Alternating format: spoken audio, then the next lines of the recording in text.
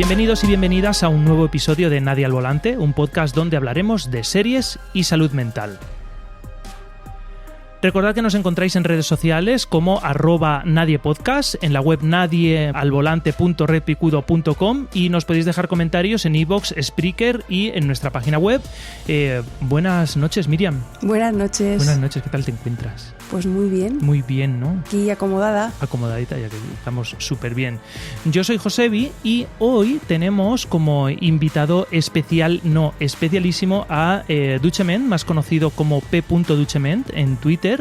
Es ingeniero informático y perito judicial colegiado, experto en delitos en las redes perpetrados por y contra menores, profesor de sistemas y aplicaciones informáticas para formación profesional e informática, matemáticas y tecnología en educación secundaria obligatoria, máster en bullying y experto universitario en ciberbullying. Además es escritor y tiene publicados 2 libros, un thriller llamado El Factor Común, que cuenta con muy buenas críticas en Amazon, que por cierto esta semana ha estado a €1 en Amazon. Yo me lo he comprado. Y animé por redes también a que se comprara, porque yo que sé, por €1 lo tienes. No sé, Amazon creo que deja muy poquito margen, pero oye, ahí lo tienes. Y eso aumenta las ventas y puede dar estrellitas y esas cosas. Y el otro, que es por el que lo traemos hoy a Nadie al Volante, es Te espero a la salida, un manual para familias y comunidad educativa para detectar y trabajar el acoso escolar, que nosotros mismos hemos leído y poseemos y que recomendamos fervientemente. Y que además vamos a sortear un ejemplar en papel entre todas las personas que comenten este episodio en iVoox, Spreaker y en nuestra web nadiealvolante.redpicudo.com. Buenas noches, Duchement, ¿qué tal? ¿Cómo te encuentras? Buenas noches, José. Buenas noches, Miriam. Oye, es de estas veces que yo me quedo un poco así parado porque tenemos a alguien con un currículum, o sea, con un peso increíble, mejor que el mío. Y esto no puede ser, ¿eh? Esto no puede ser, no, es una pasada la cantidad de cosas que haces y además todo un poco de alguna manera en la misma esfera, ¿no? El trabajo con jóvenes y tal, y además desde un punto de vista que yo creo que es súper necesario, ¿no? El tema este del trabajo en redes y tal. ¿Cómo te metes a esta historia tan tremenda? Inicialmente porque yo en su momento fui víctima de bullying cuando pequeño. Uh-huh. Y sufrí un caso bastante grave. Y bueno, pues decidir que en el futuro las cosas iban a ser diferentes, por lo menos si no para mí, para otro. Sí, sí. Entonces, en mi caso en concreto, hubo un momento en el que prácticamente me salvó la vida un profesor y yo dije, yo quiero ser un profesor. Qué guay. Y luego, bueno, pues tenía que de alguna forma estudiar una carrera universitaria si quería dar clase en secundaria. Y la verdad es que la informática a mí se me daba bien, entonces empecé por ahí y fui descubriendo, todo es una sucesión de casualidades, fui descubriendo que precisamente aquello contra lo que más quería luchar, que era el bullying, se estaba especificando, se estaba especializando en la vía informática y se estaba convirtiendo en el ciberbullying. Y yo dije, pues sigo por aquí. Y cuando ya estaba terminando la carrera, vinieron a darnos una charla una vez sobre lo que era un peritaje judicial. No tenía ni idea de lo que era. Y yo dije, esta es la combinación perfecta de todo lo que yo estaba haciendo y lo que yo quería hacer. Qué guay. Yo además hay diversas profesiones a las cuales les tengo mucho respeto. Una de ellas es el periodismo, porque me parece una tarea fundamental y muy difícil. Y otra es la ingeniería informática, porque yo hice un año de ingeniería informática. Bueno, estuve matriculado un año en ingeniería informática. Yo soy de los que piensan que las ingenierías están diseñadas para separar el trigo de la paja.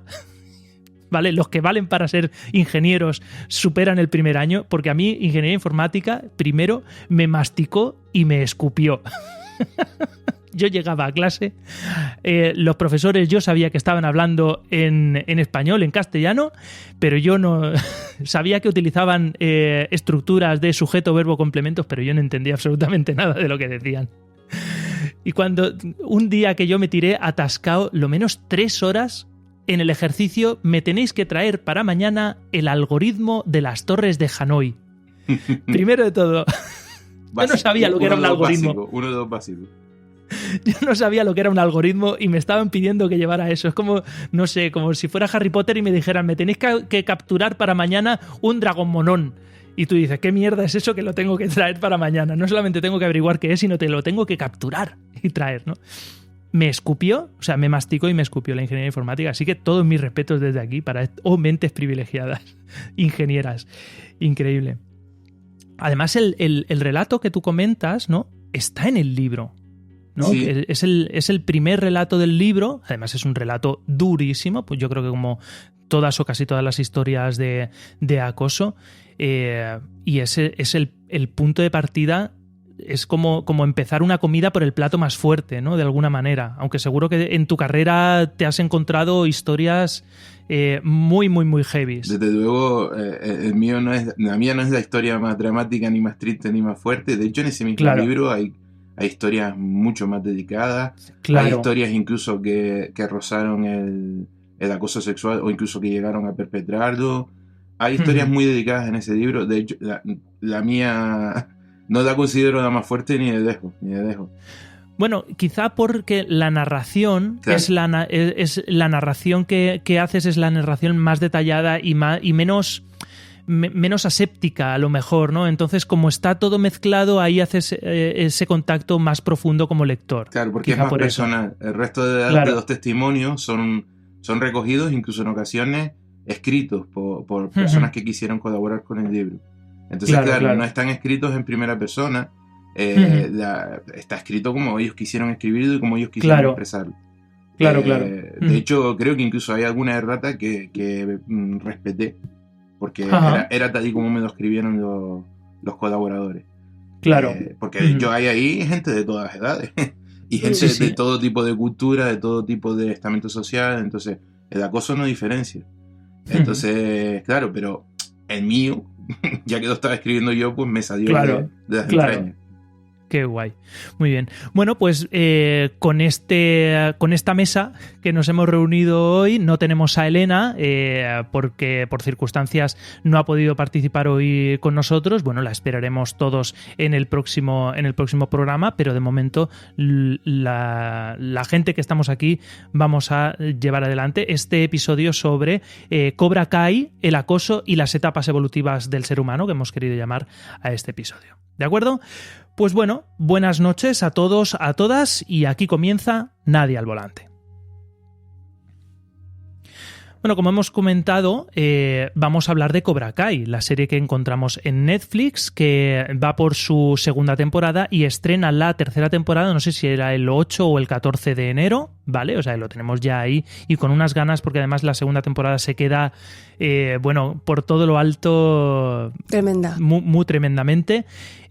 Vamos a hacer un programa habitual que es hablar de la serie, y para tratar lo que vemos de la salud mental, del comportamiento o de la educación, en este caso, en el día de hoy, pues es posible que hagamos destripes. Entonces, si no has visto Cobra Kai, querido escucha, te recomendamos que pares el podcast, que le eches un vistazo. Es una serie que va muy al grano, se ve enseguida, son episodios de 25 minutos más o menos, van a piñón y se ve muy bien. En todos los capítulos hay una parte emocionante, ¿no? Sí. Cuando ya un poco baja el guión, de repente ocurre algo que otra vez te mantiene atento, ¿no? El otro día por Twitter, con otra podcastera de El Rugido de mi Impala, que es un podcast sobre música, hablábamos de que esta es una de esas poquitas series de Netflix, quizá porque no era originalmente de Netflix, sino de YouTube Originals, creo que se llamaba, que no adolece de lo que yo llamo el síndrome 4 a 6 episodio, que es cuando en la serie de Netflix, de repente en el cuarto episodio todo se para y te tiras 3 episodios de relleno, que dices tú, venga, aligera que esto tiene que avanzar. Pues no, Cobra Kai va muy al turrón en ese sentido y vale mucho la pena verla. Vamos a ver de qué va Cobra Kai un poco como punto de partida. Bueno, Cobra Kai es la continuación oficial de las películas de los años 80, Karate Kid. Nacido como una broma de la serie Cómo conocí a vuestra madre, donde Barney Stinson revelaba que el verdadero protagonista de la serie era Johnny Lawrence.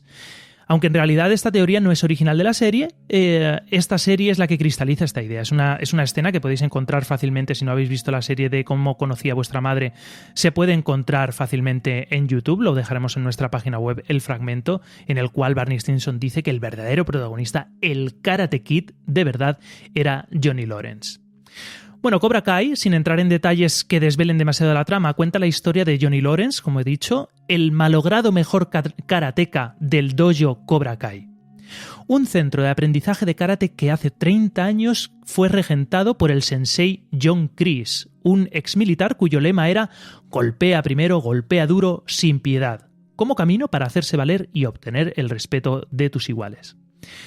Si recordamos la trama de las películas ochenteras, Daniel LaRusso es un adolescente que se muda con su madre de Nueva Jersey, en la costa este de Estados Unidos, a Reseda, un barrio de la ciudad de Los Ángeles en la costa oeste, por motivos de trabajo de la madre, creo recordar. Cuando llega, se cruza en el camino de un grupo de adolescentes con aires de superioridad, alumnos del instituto al que acude, pero también del dojo Cobra Kai, y tiene una pelea de la que sale mal parado. Daniel conocerá a Nariyoshi Miyagi, un antiguo héroe de guerra que combatió en la Segunda Guerra Mundial en el bando estadounidense, que le enseñará karate tal y como él lo aprendió de su padre. Un estilo de karate basado en el equilibrio y la autodefensa. En la película, el señor Miyagi pacta con Chris, el sensei de Cobra Kai, que sus alumnos no atacarán a Daniel hasta la celebración del torneo comarcal de karate, donde allí resolverán sus diferencias. Daniel ganará el campeonato, Johnny reconocerá su superioridad y honorabilidad, descubriendo que Chris utiliza a sus alumnos para sustentar su posición de poder, pero Chris no tolerará el fracaso y atacará a Johnny delante de sus compañeros, y todos se dan cuenta de cómo es de verdad Chris. Esto lo vemos al inicio de la película Karate Kid 2. Pues bien, 20 años después se retoma la historia de Johnny Lawrence, un trabajador de una empresa de mantenimiento y chapuzas domésticas que trabaja en las casas ricas de Los Ángeles mientras él vive en un bloque de apartamentos en la zona más humilde del Valle de San Fernando, en California. Con el agua al cuello, ahogando sus penas en cerveza, lidiando con los problemas de un hijo adolescente que apenas ve y anclado en la nostalgia de los que fueran sus mejores años, se ve empujado a reinventarse y decide refundar Cobra Kai con Miguel, un vecino también adolescente de su bloque de vecinos, como único alumno. Mientras tanto, ve con amargura cómo su némesis, Daniel LaRusso, se ha convertido en un empresario de éxito, dueño de una cadena de concesionarios de coches de lujo y ocasión, cuyo recuerdo le persigue en los carteles y spots publicitarios. Daniel ha pasado en 20 años de ser un chico que residía en el barrio pobre a tener una casa con piscina y jardín en el barrio rico, empresa propia con delegaciones y muchos empleados, una plaza en el club de campo, mujer guapa y perfecta e hijos adorables, el sueño americano. La refundación de Cobra Kai, que Lawrence hace como medida desesperada para sobrevivir, despierta en LaRusso viejos fantasmas, recuerdos de su paso por el instituto, de las humillaciones que sufrió y de lo difícil que se lo pusieron, y utilizará su posición de prestigio en la comunidad para intentar que Cobra Kai no resurja de los escombros. Lo que no sabe LaRusso es que Lawrence vivió la historia de Karate Kid de forma muy diferente. Quizá no fuera así como sucedió, pero es así como él lo cuenta. Johnny era el hijo de una madre soltera que se casó con un hombre rico pero despreciable para poder sobrevivir. Johnny vivía con todo lujo de comodidades, pero sufriendo los insultos y desmanes de su padrastro, a quien debía respetar por ser el dueño de la casa y proveedor de los recursos que tenía. Cuando conoce Cobra Kai, se ve maravillado por un grupo de personas que hacen algo que en los 80 era absolutamente alucinante. Aparcaban sus motos en la puerta, aprendían artes marciales, salían con chicas, había sentimiento de grupo y camaradería. Todo lo que este adolescente necesitaba. Y además resulta ser hábil y consigue ser el primer karateka, el alumno aventajado. John Kreese era un capullo, un maltratador y un ser despreciable que usaba a los alumnos para perseguir sus propios fines.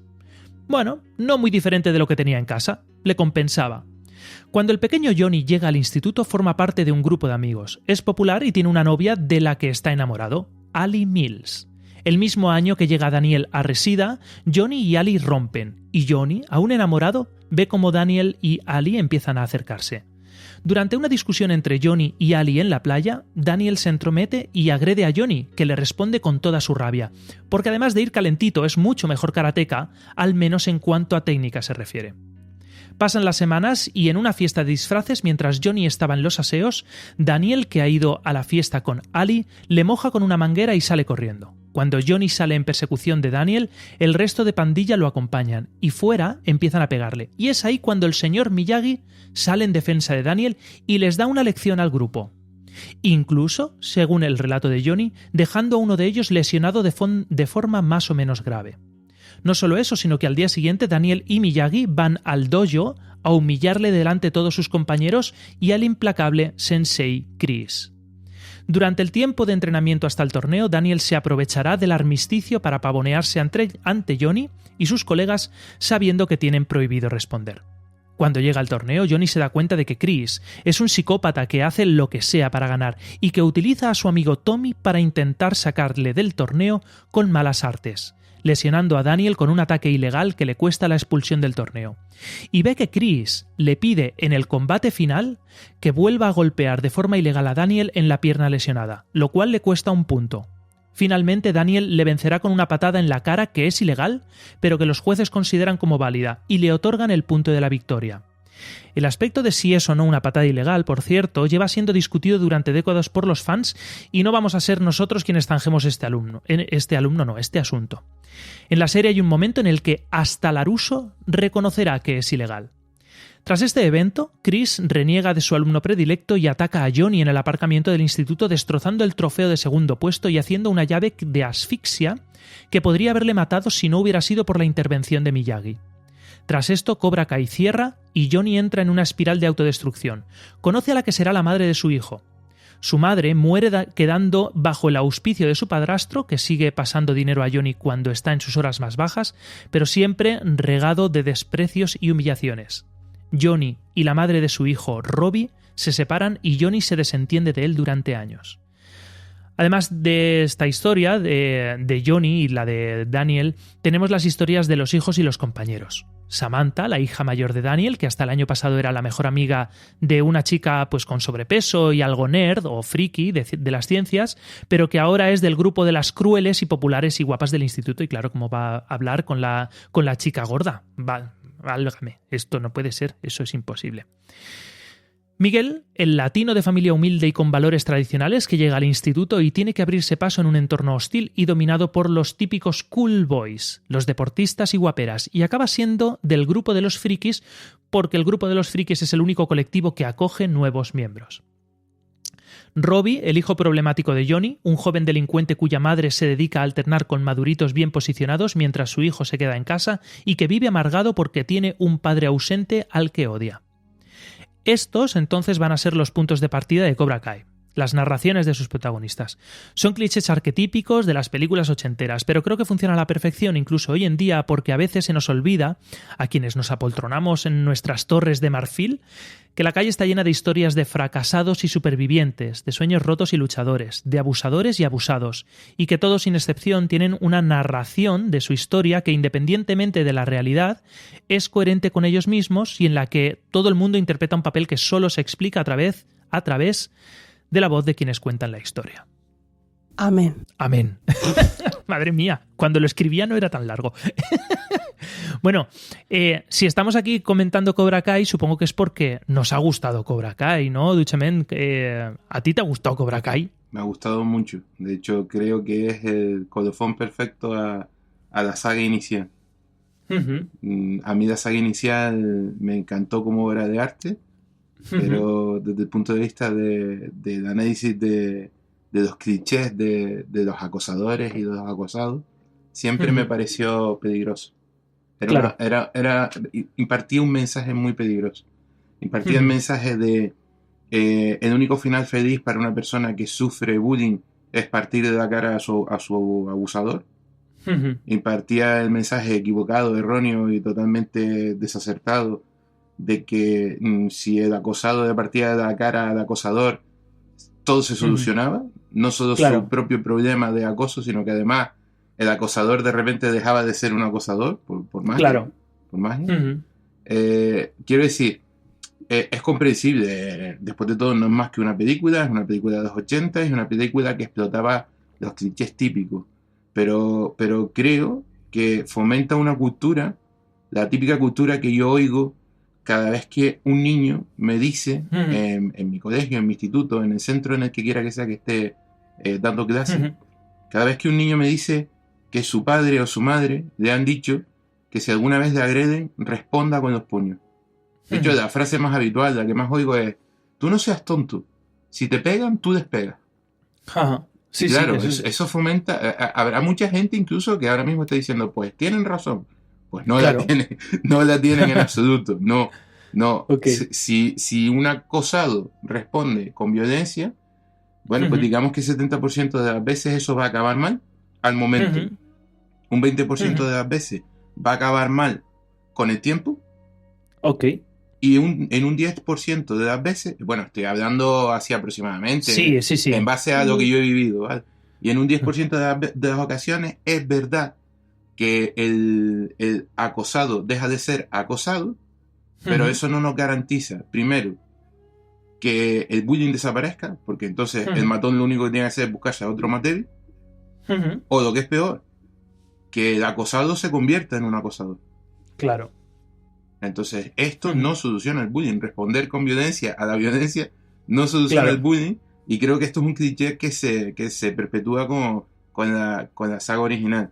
Y claro, de repente viene Cobra Kai, justo cuando más estoy trabajando en el asunto de acoso escolar, viene Cobra Kai y yo esperaba encontrarme algo muy parecido, como por ejemplo ocurrió con el remake de Karate Kid que hizo el hijo de Will Smith. Sí, con el hijo de Will Smith y con Jackie Chan. Sí. Esperaba encontrarme algo así, es decir, una versión idéntica con los mismos clichés, pero simplemente más moderna. Y no me encuentro eso. Me encuentro una cosa mucho más realista en la que queda claro que las víctimas no son siempre víctimas, los acosadores no son siempre acosadores, los buenos no son tan buenos, los malos no son tan malos, y que muchas veces hay desplazamiento entre esos diferentes roles y el efecto que tiene el público que no actúa. Claro. Me parece importantísimo y creo que esta serie es una obra de arte. Hay un vídeo que yo cuando he dado alguna charla sobre acoso se hizo viral y tal. Es un vídeo en el que hay dos chavales pegándose y está el resto de colegas ahí jaleándonos, ¿no? Lo típico, pelea, incluso grabando con móviles y tal. Y en un momento dado llega un vecino de allí, que luego me enteré que creo que no sé si es pastor de una de la iglesia local o lleva un centro de educativo o algo así, y empieza a decirle, mirar a los que dicen que son vuestros amigos, no están haciendo nada, se están riendo de vosotros, ¿no? Es el papel de los iguales, ¿no? Los que se quedan con suerte impasibles o peor, que están fomentando en un momento dado la pelea. En la serie se ve, ¿no? Cuando se producen conflictos, ¿no? Por ejemplo, entre las chicas, entre la hija de Daniel y la otra chica, hay como un corrillo enseguida, incluso sacan los móviles, ¿no? Claro. Que eso en los 80 no se hacía, ¿no? Porque no había móviles, pero en plan de vamos a grabarlo y seguramente lo que se pueda producir es que incluso hasta lo publiquen, ¿no? Claro. En las redes sociales, ¿no? Que es eso que no nos encontramos en los 80, ¿no? Exacto, que ahora todo se ve. Esto ocurre bastante, hoy en día ocurre bastante. Sí, y encima tiene el problema, porque es un problema gravísimo a la hora de crear cultura. El problema de que esos virus generan, de que esos vídeos generan un montón de espectadores, generan un montón de likes. Entonces, la persona que lo publica, que ha cometido una conducta que es totalmente cuestionable, se ve retroalimentada positivamente. Claro. Ve que consigue cosas que quiere, entonces fomentamos más este tipo de actuación. Claro. Sí, es todo este de los vídeos de los fails, ¿no? De repente voy a hacer no sé qué y entonces me equivoco y entonces sale un vídeo y están las compilaciones de vídeos en YouTube de 20 minutos con fails y otro fail y otro fail. La conclusión a la que yo llego es que cuando nosotros éramos jóvenes también hacíamos idioteces, lo que pasa es que no las grabábamos. Ahora es que está todo grabado. La vida en directo, como les decía, ¿no? Entonces es eso, y además todo por los likes, ¿no? Esto de, no, mira, qué vídeo, qué solidario es este niño que ha ido y le ha dado una limosna o le ha comprado un no sé qué a este. No lo ha hecho por el acto solidario, lo ha hecho porque alguien le está grabando y va a recibir muchos likes en TikTok, O sea, no seamos ingenuos en ese sentido, ¿no? Igual que pasa eso, viene un youtuber, no vamos a mencionarlo en concreto, pero viene un youtuber, coge galletas Oreo, le quita la crema, pone pasta de dientes y se lo da a personas sin techo y los graba la reacción cuando se lo comen y se están comiendo esa porquería. Y consigue, si no la misma cantidad de likes, más likes todavía. Incluso más. Conclusión, haz este tipo de cosas. Claro. Dutchman. Me pueden llamar Pablo. Pablo. Vale, gracias. Es que yo con los apellidos y... con el inglés... ¿El apellido es un apellido...? Francés. Es francés. Ah, francés. Pues mira, si con el inglés no me apaño, con el francés aún peor. Pablo, genial. Cuando dices que la serie te ha sorprendido porque tiene una visión o da una visión más realista de lo que es el acoso, ¿a qué te refieres? ¿Cuál es tu experiencia, tú que trabajas con chavales, cuál es tu experiencia como formador sobre el acoso? Antes de responderte a esta pregunta, me gustaría aclarar que yo no soy psicólogo. Es verdad que hice un máster sobre acoso y un experto universitario sobre ciberacoso, y que es verdad que me enfrento a esto, no solo me enfrenté cuando niño como víctima, sino que medio en muchos casos de bullying y en ciberbullying. Pero quiero dejar claro que lo que voy a decir a continuación no deja de ser una opinión. Es una opinión. Es una opinión fundada en un montón de experiencias propias, pero no deja de ser propia, ¿vale? Ok. Bien, bueno, pues, por ejemplo, una cosa que me parece más realista. Mira, yo todavía no he conocido un caso de acoso escolar en el que, de alguna forma, el bully no hubiera sufrido antes algo en su vida que condicionó que acabara haciendo este tipo de conducta, realizando este tipo de conducta. Es decir, el bully normalmente o ha sido un acosado en otra ocasión, ha sido víctima de bullying, o ha sufrido algún tipo de maltrato, ya sea familiar, ya sea físico, ya sea psicológico. Hay muchos tipos de maltrato, como bien sabemos. O se ha juntado con cierto tipo de elementos que han sido malas decisiones en su vida, que han ido condicionando poco a poco su conducta. Pero lo que sí que tengo claro es que nadie nace malo, ni nadie se levanta un día diciendo, me apetece ser un acosador. Eso no ocurre. Por lo menos no en el acoso escolar. Entonces, claro, en la saga original se hablaba mucho de el malo es el malo, y además el malo era el malo y era impepinable que era el malo. Era incuestionable. ¿Vale? Pues no. Resulta que los malos tienen su historia para haber llegado a ser así de malos, y resulta que incluso los malos, utilizando este vocabulario simple de malos y buenos, incluso los malos, según bajo cierto tipo de circunstancias, son capaces de entender lo que hacen y lo que no, son capaces incluso de empatizar si se trabaja mucho con ellos. Entonces, claro, en la saga original se fomentaba mucho el malo y punto, y ya está. Sin embargo, en Cobra Kai se ve el sufrimiento que hay detrás tanto de las víctimas como de los acosadores, e incluso se llega a ver cómo muchas víctimas acaban convirtiéndose en acosadores. Tenemos ahí el ejemplo de uno de los personajes que creo que más le gusta a Josebi, que es Halcón, ¿no? Sí, Halcón. Halcón, que era una víctima enorme, era la víctima por excelencia en su instituto, y pasa a ser el acosador más chungo que te puedas encontrar en toda la serie. Entonces, ¿por qué? Eso nació así. Hubo un proceso. Hay muchas víctimas que solo encuentran una forma de salir de su papel de víctima cambiando de bando. Claro. No estamos diciendo que eso sea correcto, ni mucho menos. Lo que estamos diciendo es que esto es mucho más comprensible de la gente que es mala y por eso te pega. No, por ahí. Claro. Entonces, esto es mucho más realista y me parece mucho más estudiado, la verdad. O sea que, bajo tu experiencia, los acosadores no hacen daño gratuitamente, quiero decir, porque les... O porque se aburran. Porque se aburran, ¿no? O porque... Sino que hay un motivo, ¿no? Hay Sí, te entiendo lo que quieres. Sí, vamos a ver. Desde mi experiencia y desde mi perspectiva, que puede estar equivocada, creo que el acoso siempre es una cuestión de autoestima.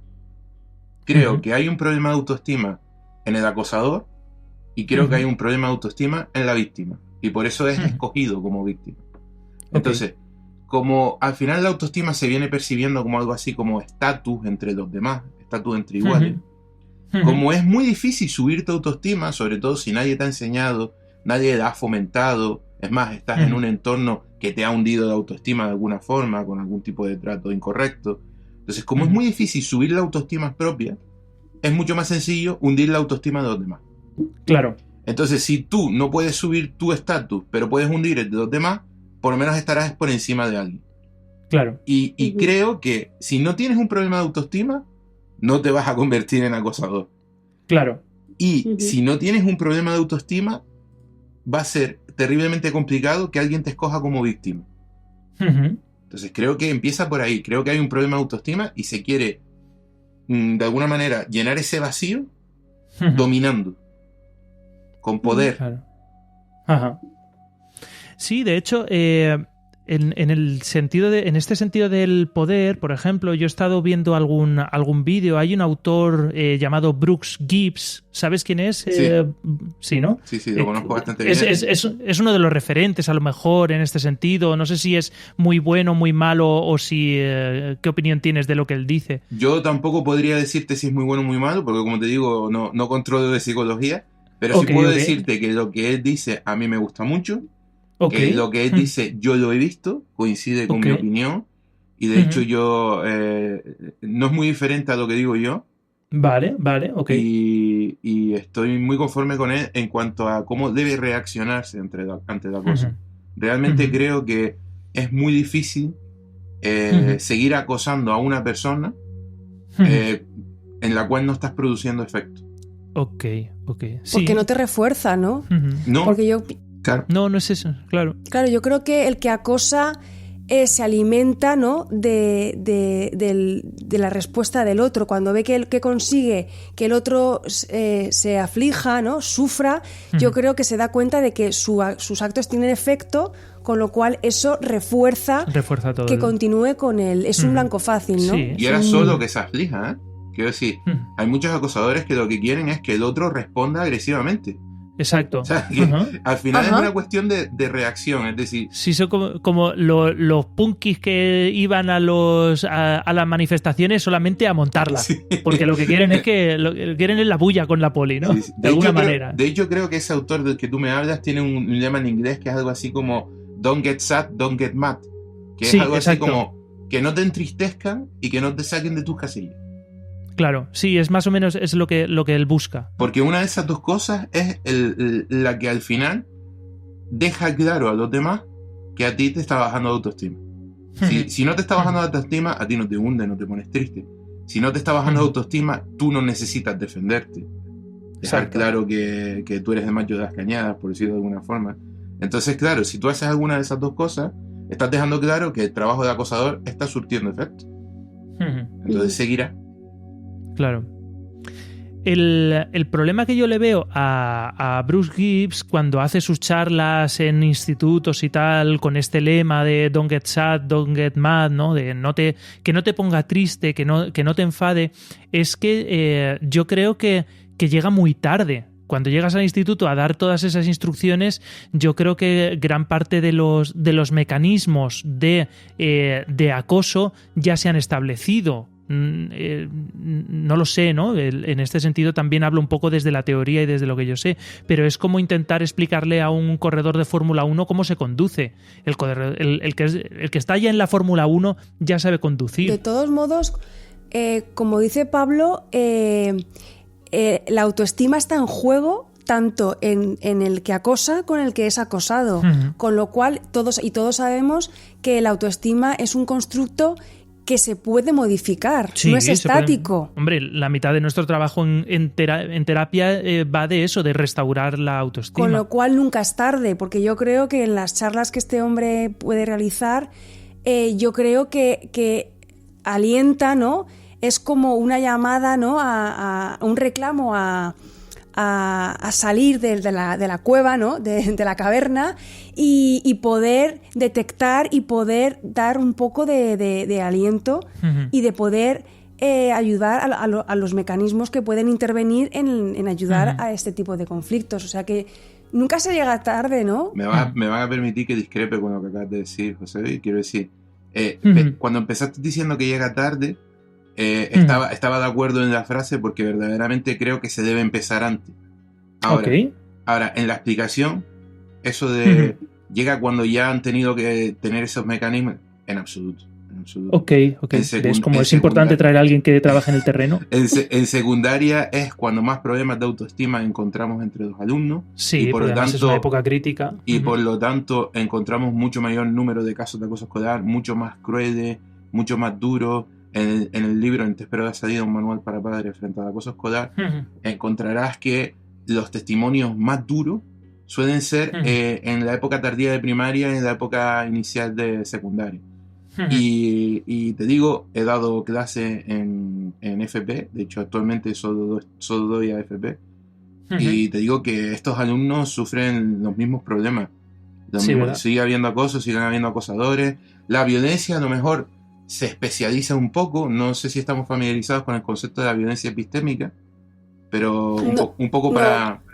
¿Violencia qué? ¿Perdona? Epistémica.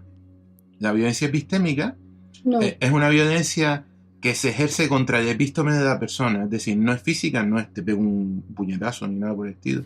Es una violencia en la cual a base de muy poquitos actos muy simples, muy básicos, muy cortos, y que por cierto son muy difíciles de denunciar y de reportar y detectar, ¿vale? Claro. Sutiles. Te van hundiendo, te van anulando, ¿vale? Entonces, por ejemplo, imagínate que cada vez que el profesor pregunta a un niño, que es la víctima, y cada vez que el niño responde, el acosador hace algún comentario de estilo, es que es tonto. Bueno, es que es tonto puede no parecer gran cosa, contado aquí así, pero es que es tonto, cada 20 minutos, a lo largo de 5 días a la semana, a lo largo de 4 años de secundaria, tiene mucho efecto en los niños. Sí. Y por ejemplo, eso se ve en estrés. Uno de los grandes efectos que puede tener es que el chico piense que es tonto. Es que al final puede modificar el epístome incluso para la propia persona, ¿vale? Pero generalmente genera un efecto social. Todo el mundo va a pensar que es tonto. Vale, entonces esto la verdad es que sin ánimo de generar discriminación entre sexos, es verdad que las chicas son unas especialistas en este asunto. La violencia epistémica la gestionan de una manera súper temprana comparado con los chicos son más de te pego un puñetazo, mientras que las chicas sí son un poquito más estrategas en este asunto y gestionan muy bien la violencia social. Es decir, a ti te hacemos el vacío, pero no solo eso, si alguien se acerca a ti, por lo tanto pone en peligro el vacío que hemos creado, vamos a por esa persona. Si esa persona deja de acercarse a ti, la dejamos tranquila. Conclusión, nosotros te estamos atacando, estamos adiestrando a los demás a que tú no recibas para ayuda. Para que te ataquen. Sí. Entonces, este tipo de violencia empieza a aparecer a medida que nosotros vamos creciendo y a medida que va desapareciendo la otra de la vista. Ajá.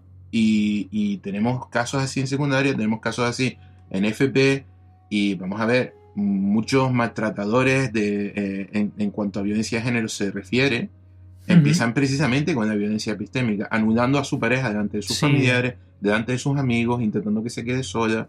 Lo iba a decir, lo de los micromachismos sutiles, ¿no? Sí, lo esa violencia sutil. Eso lo vimos cuando estuvimos hablando con Marina Marroquí. Empiezan con lo de no quiero que vayamos a comer con tus padres, esa amiga que tienes no me gusta, o sea, poco a poco... ¿Vas a salir así? Tú imagínate que estás en una comida con tu familia, ¿no? Y de repente dice, estoy pensando en retomar mis estudios. Y él dice, va a ser una pérdida de tiempo. Eso está centrando. Eso claro. Es un comentario muy aislado, muy difícil de decir, esto que estás haciendo me está haciendo daño. Pero claro, no es uno, son muchos días, mucho tiempo. Claro. Entonces, ese tipo de violencia es difícil de detectar por parte de los profesores, muy difícil de dejar constancia en un papel a la hora de poner claro, en parte. Imposible de muy demostrar, difícil de claro. denunciar. Es más, muchas víctimas que la sufren ni siquiera saben que se llama así, ni siquiera saben que eso es un tipo de violencia. Entonces, creo que eso ahora mismo es más problemático que la violencia física. Mira lo que te digo. Sí. Sí, porque es lo que decían, ¿no? Por ejemplo, con el tema de la violencia de género, hasta que llega el primer tortazo ha habido un camino larguísimo, sí. Cuando yo decía que los mecanismos del acoso están ya establecidos, no me refería a que ya se habían establecido relaciones de acoso, sino que la persona que llega con una baja autoestima ya llega, ¿no? Y decirle a una persona con baja autoestima, te tienes que defender y no te tienes que enfadar, es súper sencillo decirlo. A eso me refiero, ¿no? Y luego el tema de que en la misma sala donde está, por ejemplo, Brooks Gibbs haciendo toda la charla de cómo evitar el acoso, los chavales hay acosados potenciales, ¿vale? Pero también hay acosadores o acosadores potenciales. Entonces, este tipo de charlas a los acosadores en un momento dado, ¿qué efecto tiene? ¿Tú has podido observar algún tipo de efecto? Porque siempre se trabaja mucho, se estudia, ¿no? Por economía de recursos. Si tenemos que elegir en quién nos centramos en el acosado, pero al final los menores son también dignos de respeto y protección. Y en un momento dado, yo creo que son los grandes olvidados en las charlas de prevención de acoso escolar. ¿Qué se le dice? Niños, no peguéis. No, aquí he hecho un chiste. No se dice eso, pero ¿cómo se trabaja el tema de la prevención del acoso desde el punto de vista del acosador? Mira, no sé si sabes lo que es la FPB, la formación profesional básica. Uh-huh. La formación profesional básica ahora mismo es algo así como la última oportunidad que se le dan a los chicos antes de que salgan del sistema escolar porque el fracaso es absoluto. Entonces, antes de llegar a ese punto, se les saca de la secundaria y se les mete en una especie de formación profesional que es bastante más básica, más práctica, menos teórica, que tiene asignaturas de ámbitos relacionados con la ESO para que ellos no pierdan la continuidad, pero también con un enfoque muy diferente. Okay. Y que, bueno, pues si terminan, tienen un título de técnico básico, o sea, le hemos dado una opción de futuro, una oportunidad, y es convalidable con la ESO. Es decir, es lo que antes se llamaba los programas de garantía social, ¿cómo le llamaban? Eso ha tenido un montón de nombres, cada 2 años le cambiaban el nombre. Las casas de garantía social las conocía yo, pero esto lo han profesionalizado un poquito más. Vale, okay, tiene su propio título y además, ya te digo, está muy orientado. De hecho, no es métete en FPB, no, es métete en el FPB de informática y comunicación o métete en el FPB de estilismo. Entonces, ellos trabajan mucho algo con lo que al final se van a ganar las perras. Hablando más difícil. Ok. Bueno, FPB, que ahora mismo es donde más me he enfocado, ¿vale? En FPB, la primera vez que yo llegué a FPB, te puedes imaginar, quiero decir, ahí están los alumnos que tenían más proyección de fracaso escolar. ¿Y eso qué significa? Que habían metido en el mismo aula personas que tenían proyección de fracaso escolar por ser víctimas y proyección de fracaso escolar por ser acosadores. ¡Qué bien! Entonces tenemos ahí metidos, era como si metieran a los lobos con las ovejas, ¿no? Teníamos acosadores en potencia, es más, no en potencia, acosadores en activo. En activo, que llegaban siendo acosadores en activo, que claro, como su vida se había cambiado a tal nivel, estaba previsto que ni siquiera acabaran la ESO, y los meten allí un poco para darles una oportunidad, una salida, ¿no? Pero claro, allí también entra la gente que está hecha polvo, que le ha ido muy mal la ESO. ¿Por qué? Pues entre otras cosas, por algunos motivos, como por ejemplo que tienen necesidades específicas, no tan graves como para ir a un aula en clave, ¿vale? Pero pueden ser que tengan necesidades específicas bastante graves, o simplemente están destruidas y anuladas porque llevan recibiendo acoso escolar y los meten allí, ¿no? Entonces, cuando yo llegué por primera vez a dar clases de FPB, dije, oh, Dios mío, qué pésima idea. Es una idea terrible. Yo empiezo a ver los expedientes de mis alumnos y tenemos por un lado un alumno que lleva a lo mejor 7 años sufriendo acoso escolar, que tú dices, este hombre tiene que estar destruido. Coges el siguiente expediente y te encuentras a un chico con antecedentes por atraco a mano armada con arma blanca, ¿sabes? Y tú dices, y vamos a meter estos dos en el mismo aula. Y te diré que ha sido la mejor experiencia de mi vida. Qué guay. Y te diré que ha sido muy útil. Y te diré que produce un efecto en los acosadores y en las víctimas que no he conseguido ver nunca en secundaria, en la ESO normal, en la educación secundaria obligatoria. Porque, quieras que no, al final tienen que acabar confraternizando entre sí. Es que están ahí. Vale, entonces, ¿qué ocurre? Cuando tú haces una charla sobre acoso, resulta que la mitad de las personas que están en tu clase han sido acosadores o incluso están siendo acosadores. Y la otra mitad te cuenta cuáles son sus experiencias como acosado. Fíjate. Y verdaderamente creo que es cuando más efecto tiene. Porque tienes la oportunidad de que una persona, por ejemplo, un chico que ha sufrido un acoso muy, muy grave, es decir, un niño al que desnudaron en mitad del patio y tiene verdaderamente un trabe con eso desde hace muchos años. Que cuando estemos dando una tutoría sobre acoso escolar, otro chico diga, pues yo metía a mi víctima en un contenedor de basura. Vale. Y que en ese momento el chico que había sufrido de acoso le pregunte, ¿y por qué hacías eso? ¡Wow! Eso es súper fuerte. Es decir, es algo que no tienes en una charla normal de acoso escolar. Es un momento muy significativo para el acosador de ¿y por qué hacía yo esto? ¿Sabes? ¿Y cómo respondo a este chico que ya sabemos su historia y sé lo que ha sufrido? ¿Cómo le respondo que en ese momento me parecía divertido? ¿O cómo le respondo que en ese momento era lo que yo necesitaba? Yo creo que ese tipo de charlas en las que mezclas precisamente a las víctimas y a los acosadores y los confrontas desde el punto de vista de la palabra, ¿no?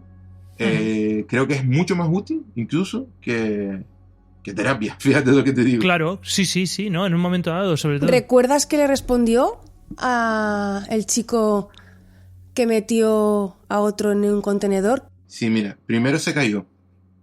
Se cayó. Sí, luego dijo, no sé. Claro. Pero eso no es lo más importante. Mira, yo no sé si puedo hablarte de esto sin emocionarme. Me estoy emocionando. Claro. Nos hemos dado cuenta. Lo verdaderamente importante fue que cuando acabó la clase, el acosador se quedó, el que había sido acosador, se quedó, cosa que normalmente en FPB suena la sirena, todos desaparecen, ¿no? Y todo se quedó, fuera, se acercó a mí y me dijo, siento vergüenza. Fíjate. Ese niño jamás había sentido vergüenza por sus actos. Quizás la respuesta no está importante. Creo que lo importante fue el momento significativo. Sí. Fue el momento significativo. Qué guay. O sea que en ese momento les confrontas, ¿no? Y se produce una empatía, ¿no? Yo creo que lo más importante es eso, que la persona que acosaba en un momento dado se ha dado cuenta de las consecuencias de sus actos y se ha dado cuenta de que lo que tenía al otro lado no es un objeto con el cual jugar, sino una persona que tiene sus propias historias y sus propias mierdas como él mismo, ¿no? Entonces, que luego esa persona se iba a su casa a llorar y lo que sea, ¿no? Esa parte humana, ¿no? De contacto humano, yo creo que es la parte más chula y yo creo que es una de las cosas, no sé, a nivel estadístico cuáles son los programas más efectivos y esas cosas, pero yo creo que en un momento dado es lo que potencialmente más puede provocar cambios en una persona que tiene un comportamiento así de acoso, ¿no? Yo creo que es muy chulo, de verdad. Porque en muchos casos, en ese momento, los acosadores recuerdan que una vez se sintieron así. Fíjate, claro. Que una vez fueron víctimas de algo. Fueron ellos. Claro. Qué entonces, guay. En ese momento es cuando hay un choque de realidad. Hasta ese momento era esto es la selva, el pez grande se tiene que comer al pez chico, yo soy duro porque así nadie va por mí, pero de repente es yo, en realidad, ese yo sonó muy canario, ¿verdad? yo en realidad estoy causando el daño del que yo quería huir porque sufría. Y esa parte es muy importante que llegue al acosador. Y es muy difícil decirse da con palabras, pero luego en una situación como esta, pues mira, sintió vergüenza. Sí.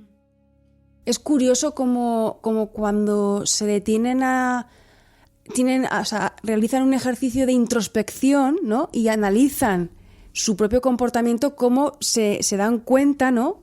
De lo que han hecho, ¿no? Como dices tú, Josebi, de las consecuencias. O sea que me parece que son ejercicios terapéuticos. O sea, es como terapia, como tú has dicho, ¿no? Sí, de alguna manera, por supuesto. A lo mejor no tiene ninguna metodología y tal, pero...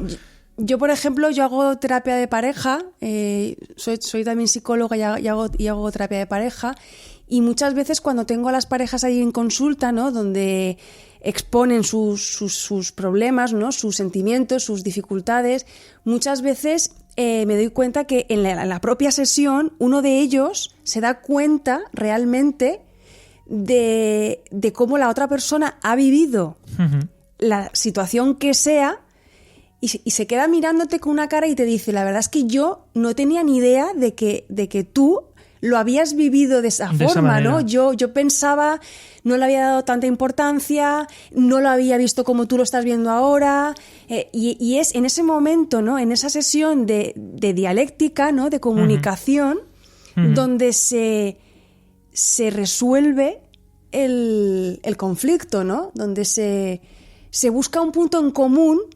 O sea, un punto de encuentro entre las dos personas, y es como que se produce una calma, ¿no? Esa tensión se rompe, ¿no?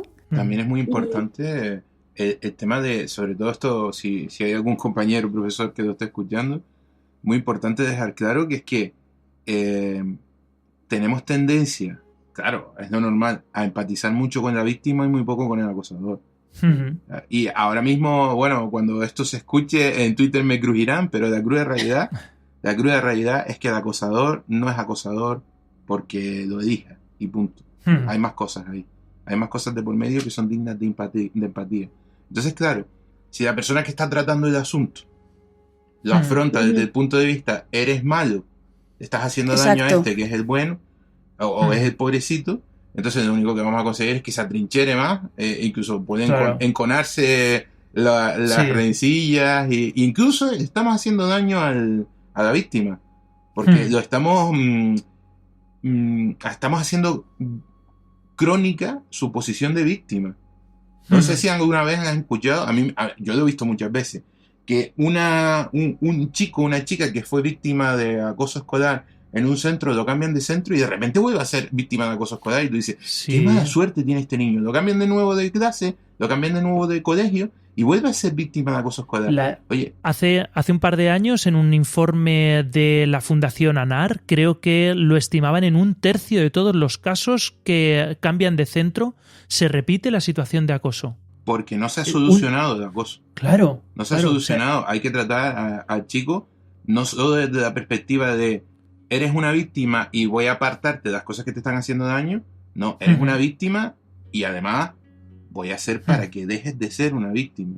Claro. ¿Vale? Y que dejes de sentirte víctima, porque esa gente, te digo esa gente, y yo fui uno de ellos, vivimos con terror, es pánico. Ir al colegio da pánico. Yo recuerdo los domingos, el dolor de barriga, de mañana tengo que ir al colegio, dolor de barriga. Incluso se volvía... Es el síntoma casi para descartar. Tu hijo por la mañana para ir al colegio tiene dolor de barriga, investiga.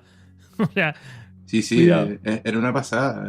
Hay gente que ha llegado a provocarse el vómito y todo, pero yo ya no te estoy hablando, para faltar a clase, pero yo no te estoy hablando de fingir o de provocar. No. Dolor de barriga real, genuino. De problemas verdaderos de ansiedad, de pérdida de peso y todo en chicos tan jóvenes, ¿sabes?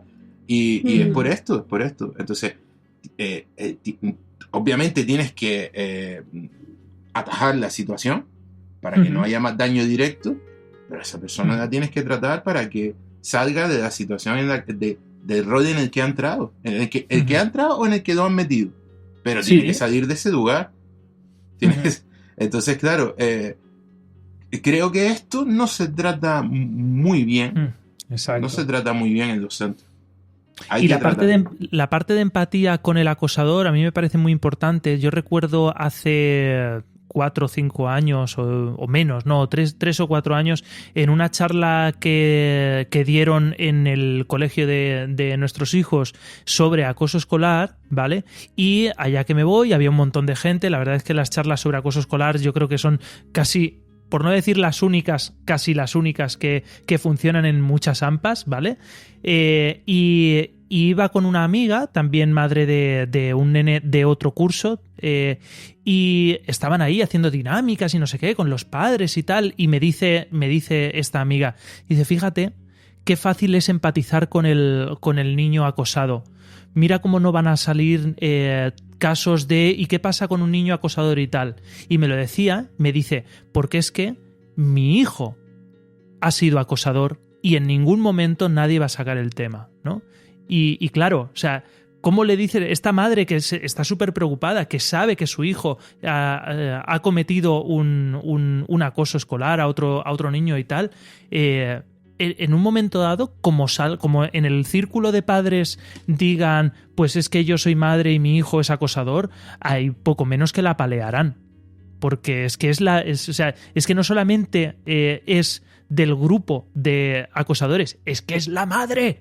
Seguro que lo ha aprendido de ti muchas veces, ¿no? Que somos así de tontos y de malos, ¿no? O sea, en ese sentido, yo creo que es el gran olvidado. Y yo creo que gran parte de los programas de prevención de acoso fracasan precisamente porque no tienen en cuenta el 50% de los actores, ¿no? De alguna manera, si descontamos al entorno más amplio, ¿no? Iguales y educadores, ¿no? ¿Puedo mencionarte un programa de la tele? Menciónalo. Claro. Vale, bien. Mira, no sé si conoces el programa Quién Educa, que está ahora mismo Educa? En RTV, en Radio y Televisión Española. Se llama Quién Educa y han sido unos cuantos especiales en formato de debate. No sé si continúa ahora mismo, de verdad, no lo sé. Pero estará en la carta, seguro. En la carta seguro que está. Seguro, son muy interesantes, ¿vale? Siempre son temas educativos, se llama Quién Educa. Ajá. Y por ejemplo, si va sobre el acoso, se llama Quién Educa Acoso. Si va sobre el consumo de pornografía, se llama Quién Educa Pornografía.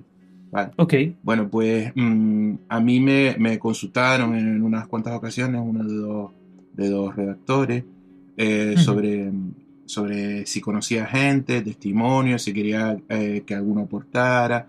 Vale, una de las personas del equipo me consultaba, ¿vale? Entonces, sí es verdad que no estoy diciendo que la idea fuera mía, pero yo no sé qué propusieron los demás y sí sé que yo propuse que llevaran al debate a gente que fuera acosadora. Gente que pudiera explicar esa perspectiva. ¿Vale? Y hicieron el debate y verdaderamente llevaron un chico que había sido acosador, ¿vale? Y un poco para contar su experiencia, ¿no? Yo creo que el chico no vuelve a pisar un plato de televisión en la vida. Claro. Fuerte, y eso es un problema. Y también se notó en la repercusión mediática, en cómo de repente pusieron la diana en el chico y los comentarios de Twitter de y este tío y no sé qué, no sé cuánto. Y tú dices, wow, tú no sabes lo importante, lo verdaderamente importante que es poder escuchar el testimonio de ese chico. Porque ese chico además no venía diciendo está bien lo que hice. Venía explicando por qué hice esto, qué es lo que yo sentía, qué es lo que yo necesitaba. Hacía esto más a menudo porque, y tú dices, eso es información valiosísima. Y sin embargo, bueno, pues la experiencia y la lección que se llevan las personas que estén en esa situación es cállate la boca y no aportes, porque si aportas con la misma te crujen. Entonces, un poco así es lo que tú me estás contando, ¿no? El tema de empatizamos con la víctima, pero no empatizamos con el maltratador, pero no en su maltrato, ¿no? Sino en su situación, ¿no? Claro. Pues es una persona que tiene problemas y que también hay que tratar. Qué guay. Bueno, por último, no sé si tú tenías, Miriam, algo que... No, yo bueno, a mí me quedan algunas cosas, ¿no?, que quiero preguntarle. Claro. Pero no sé si es el momento ahora o... ¿Es sobre acoso? Sí, es sobre acoso. Este es el momento. Al principio, Pablo, has dicho que cuando hay un conflicto, ¿no?, entre dos menores, ¿no?, o entre dos, sí, en este caso entre dos menores, la mayoría de los educadores, ¿no?, los padres, por ejemplo, son de los que le enseñan a sus hijos que si les pegan o les agreden, que la devuelvan, ¿no? Y tú creo que has dicho que alrededor del 60% de las veces que eso ocurre sale mal, ¿no? Muy mal. Muy mal, ¿no? Muy mal. Entonces, ¿qué herramientas, ¿no?, o qué estrategias a nivel educativo se le pueden dar primero a las familias, ¿no? Porque yo creo que la familia es el elemento fundamental para educar a cualquier niño, ¿no?, o a cualquier niña.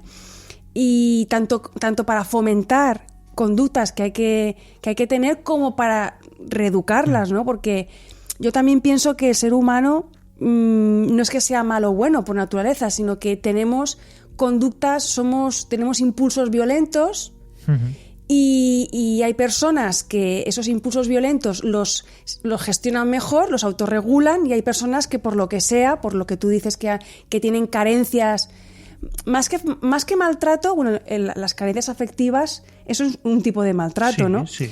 Pero por las circunstancias que sean, hay personas que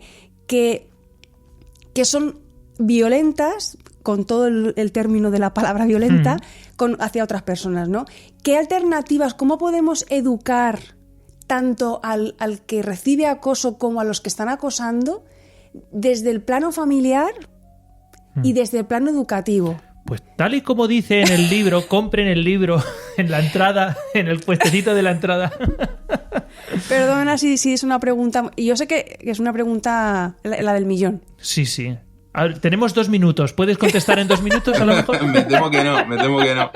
Porque aquí estamos hablando de cuatro roles muy diferentes, ¿no? Familias de acosadores, familias de acosadores y acosados, ¿no?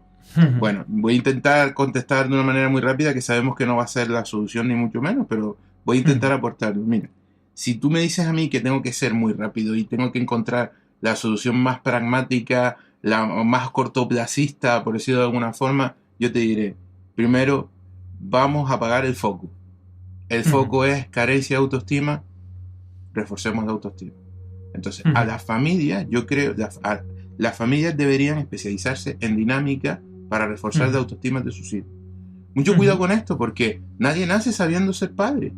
Nadie. Es así. Y muchos criamos de oída, y oye, no pasa nada por comprarte un librito sobre crianza y claro, sobre todo crianza en positivo, que es muy importante y ahora mismo está muy en boca. Entonces, aprende a reforzar la autoestima de tu hijo. Por ejemplo, hemos oído muchas veces la frase llama la atención en privado, felicita en público, y parece que es una tontería, pero eso hace un montón, sobre todo cuando nuestro niño todavía es pequeñito, ¿vale? Entonces, las familias necesitan reforzar la autoestima de su hijo. Entonces, ¿qué tiene que hacer las familias? Averiguar dinámicas para reforzar la autoestima del niño, tanto si estamos hablando de familias de acosadores como de acosados. Y por el otro lado, ¿qué tenemos que darle a los acosadores? ¿Qué herramientas tenemos que darle a los acosadores y a los acosados? Herramientas que fomenten su autoestima. Claro. Tú ahora mismo me estás hablando más bien desde el punto de vista de la reacción más que de la prevención, supongo. Entonces, con el tema de los acosadores, yo diría que lo más perentorio, lo más urgente es la gestión de la frustración, que suelen tener, todos suelen adolecer de una muy mala gestión de la frustración. ¿No? Y a los acosados, lo que tenemos que darle es herramientas de respuesta que no conlleven a confrontación. Y ahí es donde, nos guste más o nos guste menos, yo vuelvo al autor que has mencionado, José. Creo que es muy importante el saber reaccionar ante una crítica y decir, bueno, es tu punto de vista y me parece bien. Claro, no, mi crítica a Brooks Gibbs es que en un momento dado puede parecer que con una charla que demos en el salón de actos del instituto vamos a resolver nada. y no vamos a resolver nada con una charla. Esto tendría, si de verdad un centro está verdaderamente preocupado por la prevención y el tratamiento del acoso, eso tendría que venir asociado pues con un tratamiento de alguna manera, o con una actuación larga en el tiempo, pormenorizada.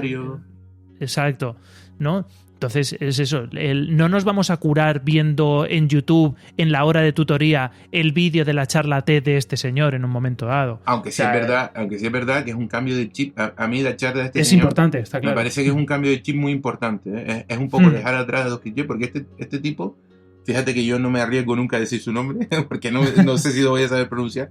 Este tipo fomenta incluso que tratemos bien a los acosadores cuando intentan acosarnos.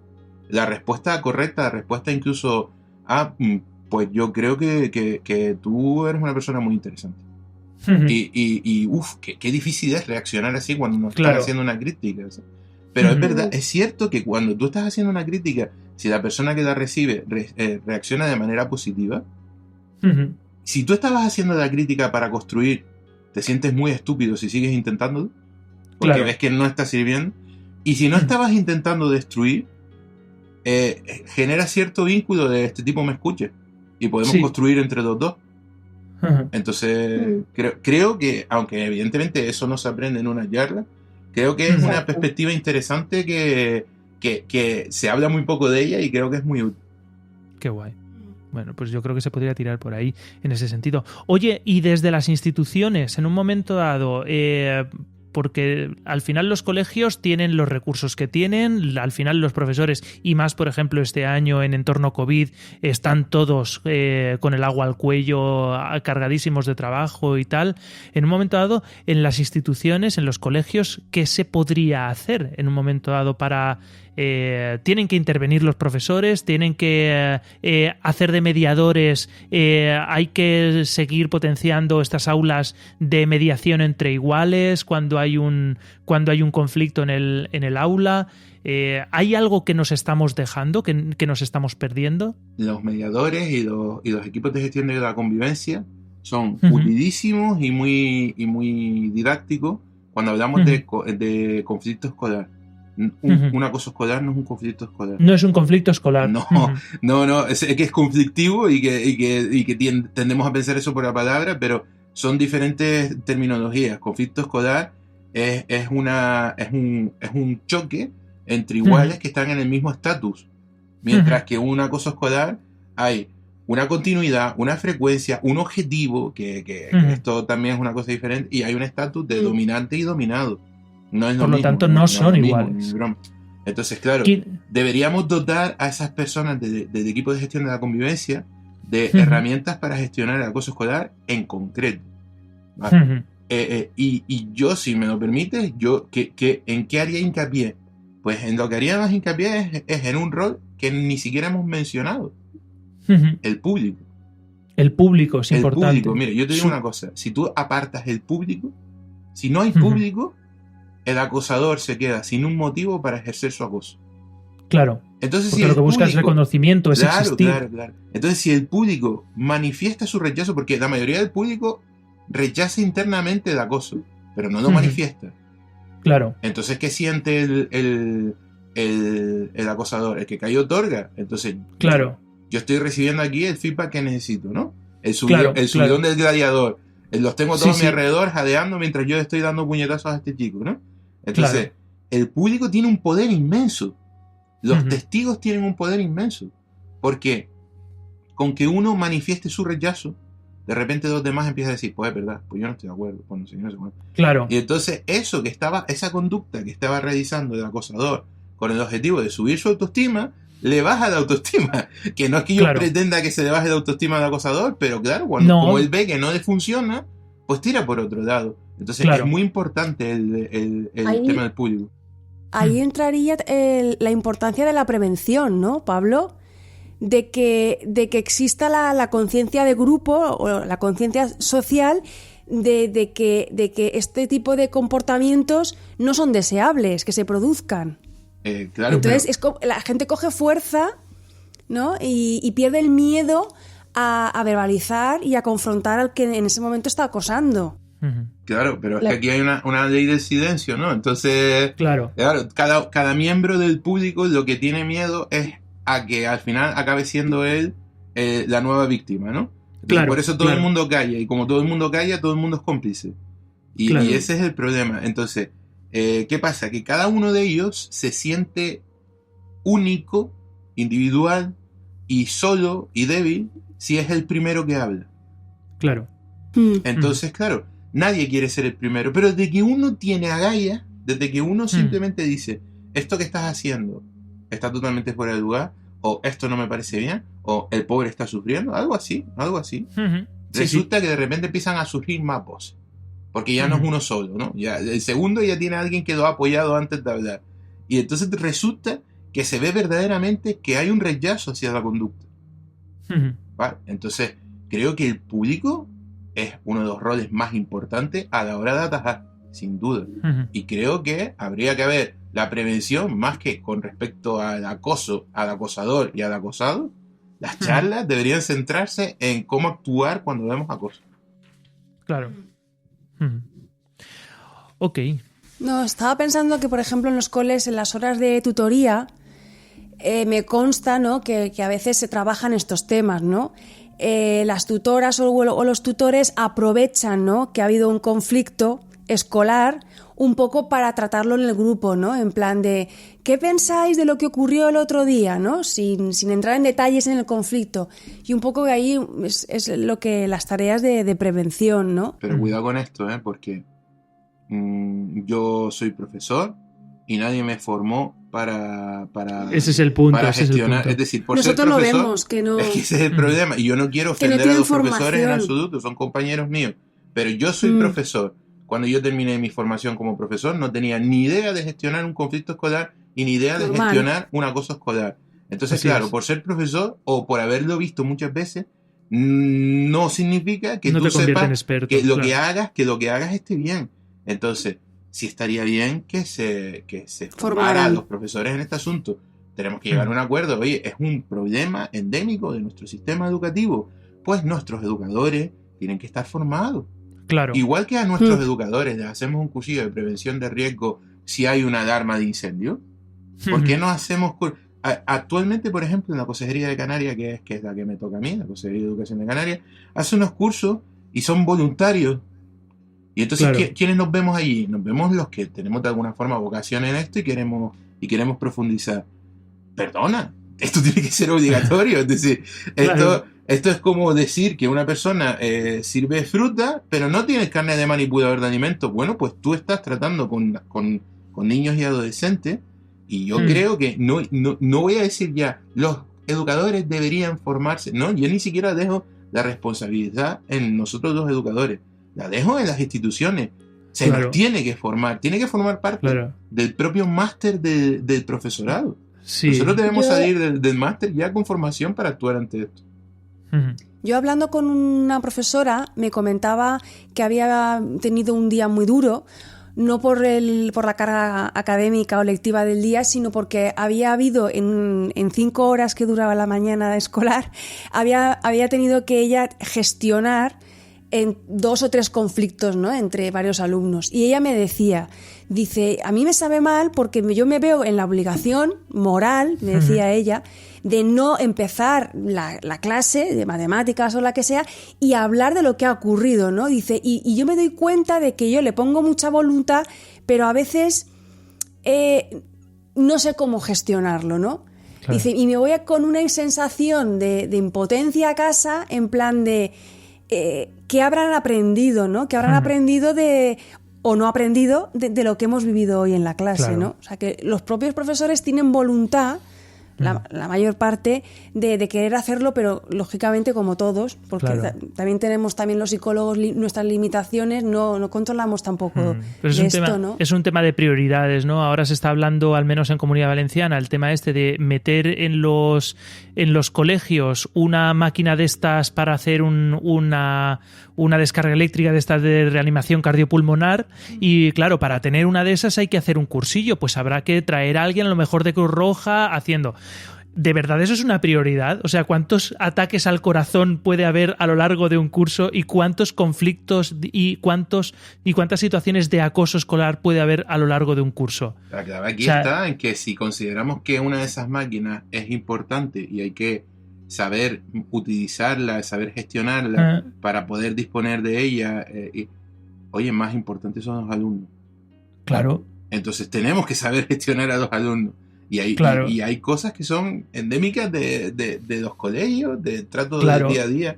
Entonces, si sabemos que esto es un problema general, necesitamos soluciones generales. Y los educadores, pero esto no es no estoy abroncando a los educadores ni mucho menos. No, ni mucho menos. Lo que no se quede ahí. No está claro. El mensaje yo creo que queda claro. Las instituciones deberían dejar como parte. Es más, fíjate lo que voy a decir, y esto le va a gustar mucho a los educadores.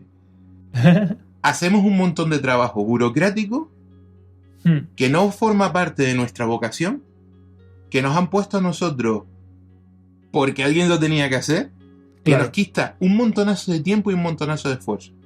Entonces, ¿sabe Dios lo óptimo que sería nuestro trabajo si a nosotros nos quitaran ese trabajo burocrático, se lo dieran a administradores especializados en este asunto, ¿vale? Y a nosotros nos dejaran educar y formarnos para educar, y tratar y formarnos para tratar a los niños? Ese es el tema. Nosotros perdemos una cantidad de tiempo, que sí programando, que sí realizando informes, que sí no sé qué, y mientras estás realizando el informe, al chiquillo le están dando 4 puñetazos. ¿Qué tienes que hacer? ¿Qué tienes que hacer? A tomar viento de informe. O sea, nosotros deberíamos dedicarnos a formar y educar, y parte de educar es saber tratar a los niños, y a nosotros nos han puesto un trabajo que no es propio del educador y del formador. Las instituciones se están equivocando. Sí. Se están equivocando. Y ahí es donde vienen los señores de Finlandia, que siempre nos preguntamos, ¿por qué va tan bien la educación en Finlandia? Mira cuál es el trabajo y las competencias del profesor. Resulta que ponen a los educadores a educar. ¡Qué gran idea!, ¿no? Pues eso. Eso en España no se puede hacer porque no es la misma cultura, que es la crítica que se hace siempre. Claro, es que los finlandeses tienen otra cultura, por eso se puede aplicar. Pues tendremos un sistema educativo deficiente que no sabe tratar el acoso escolar. Exacto. Bueno, vamos a avanzar, ¿vale? Bueno, estaríamos aquí un montón de tiempo, pero al final nosotros nos tendremos que ir a dormir. Así que vamos a ir avanzando un poquito. No, podemos estar aquí hasta mañana. O lo dejamos aquí, hasta luego, buenas noches, hasta aquí hemos llegado. No, pero sí que quería tratar, aunque fuera un poco por encima, el tema de... Cobra Kai es una serie que iniciamos nosotros cuando éramos niños, cuando vimos Karate Kid, y resulta que sus protagonistas han crecido y ahora están en otro momento evolutivo, ¿vale? Han llegado a la adultez, ¿vale? Cobra Kai va sobre un señor que en un momento dado decide reabrir un dojo de karate. Lo interesante de esta historia, pienso, no es tanto los motivos eventuales que le hacen abrirlo, sino los significados. Y sobre todo el camino de fondo que hace, los paraqués, ese viaje transformacional en el que empieza a integrar los elementos vitales que le han llevado a esta situación y le hacen tomar las riendas de su vida. A Cobra Kai se le puede acusar, y con razón, de ser simplista, peliculera, nostálgica, de fomentar valores relacionados con masculinidades tóxicas, con la bravuconería, con la ley del oeste, y todo eso es cierto. Pero quizá, solo quizá, es que vivimos en esta sociedad y no en otra. ¿Nos gusta? No. ¿Existe sin necesidad de que nos adoctrine Hollywood? Sin duda. ¿Debemos dar pasos para cambiarla? En eso estamos. En nuestra labor como sociedad madura, el establecer normas y pautas que nos lleven a un sitio mejor. Eso es en lo que estamos. No hay que olvidar que la Declaración Internacional de los Derechos Humanos es de 1948, que creo que además se conmemoró ayer o antes de ayer, el día del ayer mismo. Pues mira, ni siquiera hoy, en los autoproclamados países del primer mundo se respeta al pie de la letra. Queda mucho camino por hacer. Una vez aclarado que Cobra Kai no es un manual de uso para ser buena gente, vamos a ver qué es lo que hay tras las historias personales de los chavales y de los adultos, porque para mí, si el Karate-Do es literalmente el camino de la mano vacía en japonés, Cobra Kai es el episodio que normalmente no se cuenta, que es lo que Pablo hablaba al principio. Es el camino de los protagonistas de las películas ochenteras después de que termine esa película. Es como una especie de cómo conocí a vuestra madre, pero al revés. ¿qué hice cuando lo perdí todo? Lo interesante para mí es ver cómo se ha contado Johnny Lawrence a sí mismo las vivencias durante el instituto y durante la adultez temprana. Cómo el vivir de rentas en una huida hacia adelante le ha pasado factura, no solo cómo solo avanzará al cuestionarse sus valores de fondo, que son impuestos por la única figura paterna que ha tenido, John Chris, y que aunque bien intencionados le llevan a una actitud autodestructiva y antisocial, porque sin piedad no significa cruelmente, sino dándolo todo, cosa que aprenderá por las malas. Para entender qué hace que Johnny Lawrence sea capaz de romper con todo lo que conocía y reinventarse, hay que saber primero qué pasa por la cabeza de todas las personas durante los momentos críticos que en esta serie se tratan de forma tan maravillosa, la adolescencia y la mediana edad. ¿Vale? Vamos a ver un poco cuáles son los grandes hitos, ¿no? Las grandes tareas que tienen que resolver los adolescentes de forma normativa, ¿no? ¿De qué va la adolescencia, ¿no? La adolescencia, los estudios y los teóricos y tal hablan de que sobre todo va de quién soy yo, de qué es lo que me gusta, qué es lo que veo de mí mismo. Alerta spoiler, estas preguntas se van a repetir cada cierto tiempo durante toda la vida. Durante la adolescencia, además, se pasa de un pensamiento concreto al pensamiento abstracto. Bienvenidos al mundo de los símbolos y los significados. ¿Quién es quién con respecto a qué? Va a ser una de las grandes tareas que van a tener que resolver los adolescentes. Y cuando hablamos de adolescencia hablamos de esa edad que hay entre los 14 a 18 años más menos 2, por decirlo de alguna manera. Bueno, ahora yo diría que empieza antes, alrededor de los 12... Eso sería más preadolescencia, pero sí. Y luego se alarga. Pero yo creo que se está alargando de forma artificial. El cerebro, sobre todo cuando se habla de la adolescencia, se habla de que durante esta adolescencia, durante los 16 a 18 años, es cuando el cerebro termina de cablearse, por decirlo de alguna manera.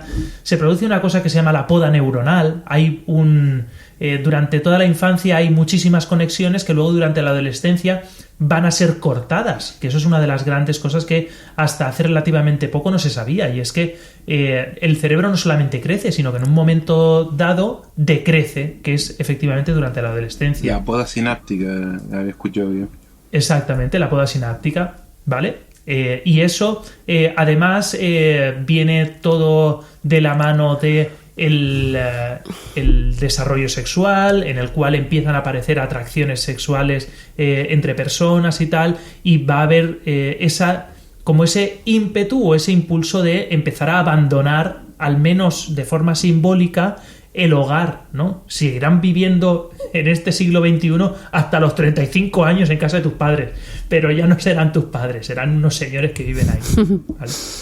No sé si querías decir algo antes, Miriam, que te he visto con ganas de... no, antes de que antes de la turra. Antes de que empezaras a hablar sobre los hitos de la adolescencia, yo, comentar que en Cobra Kai, uh-huh, para mí uno de los personajes donde se observa un poco la evolución, ¿no? de cómo el acosador, ¿no? Uh-huh. Se transforma, ¿no? Madura y se da cuenta y reflexiona sobre lo que ha hecho, uh-huh, es Johnny Lawrence, ¿no? Uh-huh. Y me parece que la evolución es muy chula, muy, muy bonita, ¿no? A mí es lo que más me ha gustado de la serie, cuando le dice a los alumnos, no, es que olvidaros de lo que yo os estaba enseñando, que, uh-huh, que esto no funciona, ¿no? Uh-huh. Y a mí ese reconocer que lo estabas haciendo mal me parece para mí muy, muy valioso, ¿no? Ese momento en el que se van de viaje de moteros con Tommy, que por cierto murió de verdad, ¿vale? O sea, el actor está muerto. No me digas. Sí. ¿Estaba enfermo en la serie? Muere por un tema renal y pancreático a los pocos meses. Creo que él no ha llegado a ver la serie estrenada, esta segunda, o sea que es muy importante, ¿no? Esa charla que tienen en la fogata de, mira, yo era un gilipollas y tal, ¿no? No te conviertas tú también en un gilipollas, no recuerdo la conversación en concreto y tal, ¿no? Y es ese viaje, ¿vale? Que hacen que en un momento dado supone un antes y un después, claro. Cuando están tomándose las cervezas, con que los amigos le dicen, pero tú has permitido que Chris vuelva a dirigir el dojo. Dice, no, eso no puede ser. ¿Cómo le hacen ese reflejo? Bueno, pues eso, que me parece que es uno de los personajes que mejor evolucionan y... No, y además, si me dejas hacer el comentario, sí. Ese señor es un grandísimo actor. Yo no lo tenía en tan alta estima desde el punto de vista de actor, o está representando un papel que se acerca mucho a la vida real. Porque, ¿Cuál en concreto? Johnny Lawrence. Johnny Lawrence, ok. Porque no solo está teniendo esa transformación, sino que además deja súper claro en su papel lo incompetente que se siente y a la hora de afrontar el cambio y las carencias que tiene a la hora de afrontar los cambios y la falta de herramientas y cómo va improvisando las herramientas según le va surgiendo. Sí. Cuando de repente se ve la necesidad de decirle a uno de sus alumnos, te has pasado, que de hecho el alumno le responde, pero nosotros no somos los que pegamos primero, pegamos fuerte y lo hacemos sin piedad, y ves que se queda y cómo responde ahora, y intenta ir improvisando esa incompetencia y esa falta de mecanismos que refleja cada vez que va dando pasitos en su evolución. Es increíble, o sea, es un pedazo de actor. Es muy chulo. Este actor, ahora mismo me he despistado el nombre, hizo un cortometraje que fue nominado a un Oscar, ¿eh? O sea, pero no es que lo protagonizó, lo dirigió. Tiene un corto nominado al Oscar. De estas cosas que veo yo por YouTube cuando me aburro. Que me pongo a bichear un poco. Bueno, pues el tema de los significados, ¿no? Eso pasa durante la adolescencia, ¿no? El que ya las cosas no son simples, ya no es lo que veo, sino lo que significa, ¿no? Y por eso muchas veces el tema de los grupos, ¿no? Lo que significa el grupo, ¿no? Hay una gran importancia del grupo como entidad. El grupo existe para los adolescentes, no son personas. O sea, cuando varias personas se juntan, de repente adquieren como una especie de identidad propia, ¿no? Entonces, en un momento dado, traicionar al grupo es súper importante, como si existiera, ¿no? Como si el grupo se pudiera tocar, ¿no? Y esto lo vamos a ver, por ejemplo, con el rollo de el dojo Cobra Kai contra el dojo Miyagi. El dojo no existe, el dojo es una pegatina, es lo que representa lo que hay detrás, ¿no? En este momento, durante la adolescencia, es donde se hace el gran salto del desarrollo moral, cuando se cuestionan las normas, se desarrolla el concepto de justicia, ¿no? Que es cuando les dicen, ¿no? Nosotros somos es que no sé cómo lo dicen en castellano, lo de somos badass, lo de ser unos... No recuerdo cómo lo dicen en español. Yo también lo vi en inglés. Vale, pues no sé, ¿no? Nosotros aquí partimos la pana, somos los que mandamos. Los malotes, ¿no? O sea, a mí no me tose nadie, ¿no? Ese punto de antiheroico de, ¿no? Se crea como un sentimiento de grupo. Sí. Brutal, ¿no? Y eso los adolescentes lo hacen mucho. Eso lo hacen mucho, porque forma parte de su evolución. Luego esto servirá para otras cosas, ¿no? Es en este momento, en la adolescencia, cuando aparece la conducta prosocial y antisocial. El concepto de conducta prosocial y antisocial es cuando se empiezan a aparecer las primeras conductas delictivas, pero también las primeras conductas solidarias, cuando los chavales y chavalas les empieza a importar el trabajar por la comunidad, no solamente el ir a la mía y todo el barrio es un campo de juego que sirve para mis propios intereses, que a lo mejor en un momento dado se podría desarrollar como una conducta antisocial, sino también no, lo importante es el grupo, lo importante es el bienestar de la gente, y entonces en la medida de lo posible yo voy a actuar en ese sentido, ¿no? Aparecen los conflictos familiares, muchas veces versados en la ganancia de autonomía e independencia. Como he comentado antes, cambian los referentes de ser individuales, o sea, de ser los educadores, los profesores o los padres dejan de ser eso y empiezan a ser más los amigos. Mis amigos saben más de la vida y del mundo que mis padres. Y hay una especie de delicado baile en la familia entre la protección y el abandono. Los padres con hijos adolescentes se debaten entre ¿le dejo tranquilo y entonces me puedo pasar y lo dejo demasiado tranquilo, y el adolescente lo puede vivir como un abandono, es que mis padres pasan de mí, los odio, y si me meto, si pregunto demasiado, entonces me están agobiando. Es muy difícil ese baile, porque al final los chavales necesitan tener contacto con sus padres, pero cuando los padres intentan hacer contacto se agobian. Normal, si es que somos muy pesados, ¿vale? Esta apertura al mundo va a conllevar curiosidad, experimentación, ganas de conocer y de vivir. Aparecen conductas de riesgo infravaloradas, se van a buscar límites y va a haber adolescentes que se van a pasar y hay adolescentes que no van a encontrar el límite y no van a poder desarrollar su independencia porque no van a llegar a salir de ahí, que también es una tarea que hay que resolver, ¿no? El poder salir y averiguar dónde están los límites. Como he dicho, va a aparecer atracción sexual como una fuerza casi magnética, incomprensible e incontrolable, y va a estar mediada por los modelos culturales y familiares. Yo lo digo un montón, los adolescentes no son personas, son glándulas con patas. Ellos van por libre. Y va a aparecer sobre todo la pregunta del ¿para qué?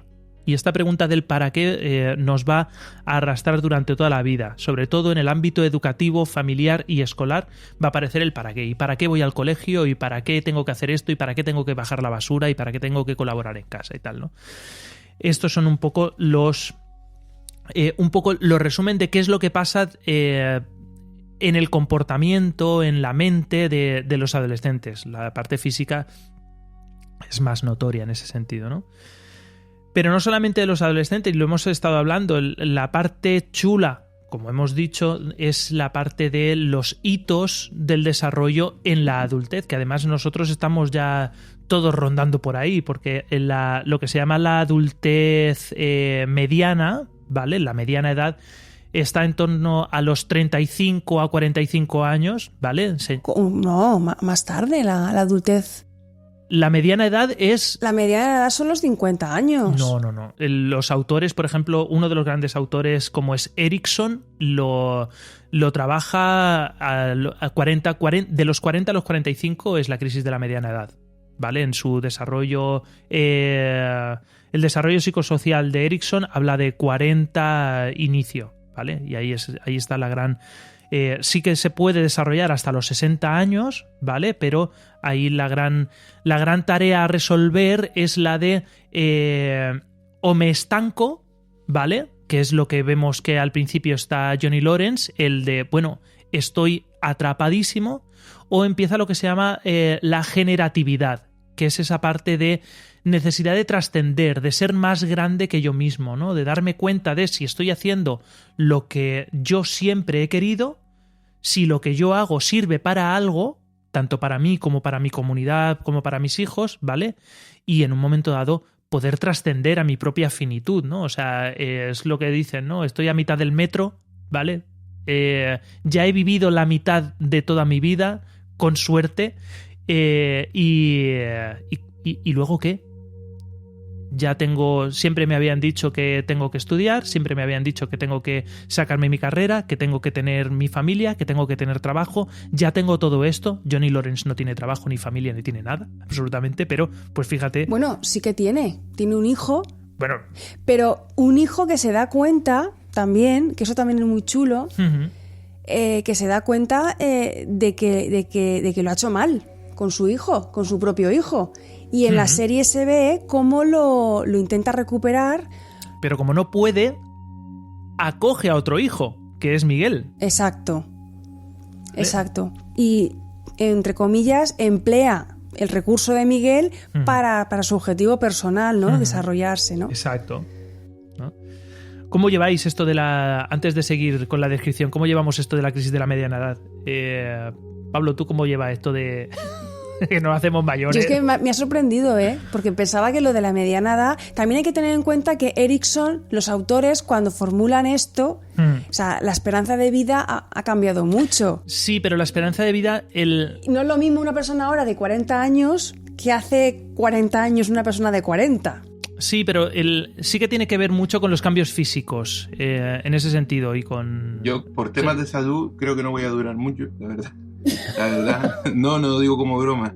Creo que tengo una esperanza de vida que no va a llegar muy lejos. Y es como al final es un poco lo que marca el objetivo de plantearse si lo que estamos haciendo tiene alguna repercusión. Uh-huh. Yo ya pasé por la crisis de la mediana edad muy temprano, porque claro, como a mí me cambiaron el límite y tal. Claro. Entonces yo ya la afronté fatal, y eso que solo tenía 20 y pocos años, pero la afronté fatal. Y sin embargo, gracias a Dios que pasé por esa crisis. Claro. Porque estaba en una situación en la que si hubiera seguido estancado yo sería muy, muy infeliz. Claro. Pero es que además se habla de eso, de que para poder alcanzar esa felicidad, ese punto de autorrealización, esa tarea va a existir. Se hablan de que son crisis normativas, no es ningún inventito, ni una excusa de no, es que me he comprado la moto porque es que estoy en la crisis de la mediana edad. Sí, seguro que sí, eso no existe. Pues sí que existe. Lo que no es obligatorio es comprarse ni la moto ni el Porsche. Y es muy útil, muy útil, quiero decir, yo... se dice mucho de me reinventé a mí mismo. Pues, sí. Verdaderamente sí, quiero decir, yo cambié totalmente la trayectoria que llevaba. Yo soy la persona que soy gracias a que me llevé ese chasco, por decirlo de alguna forma. Sí, ese chasco.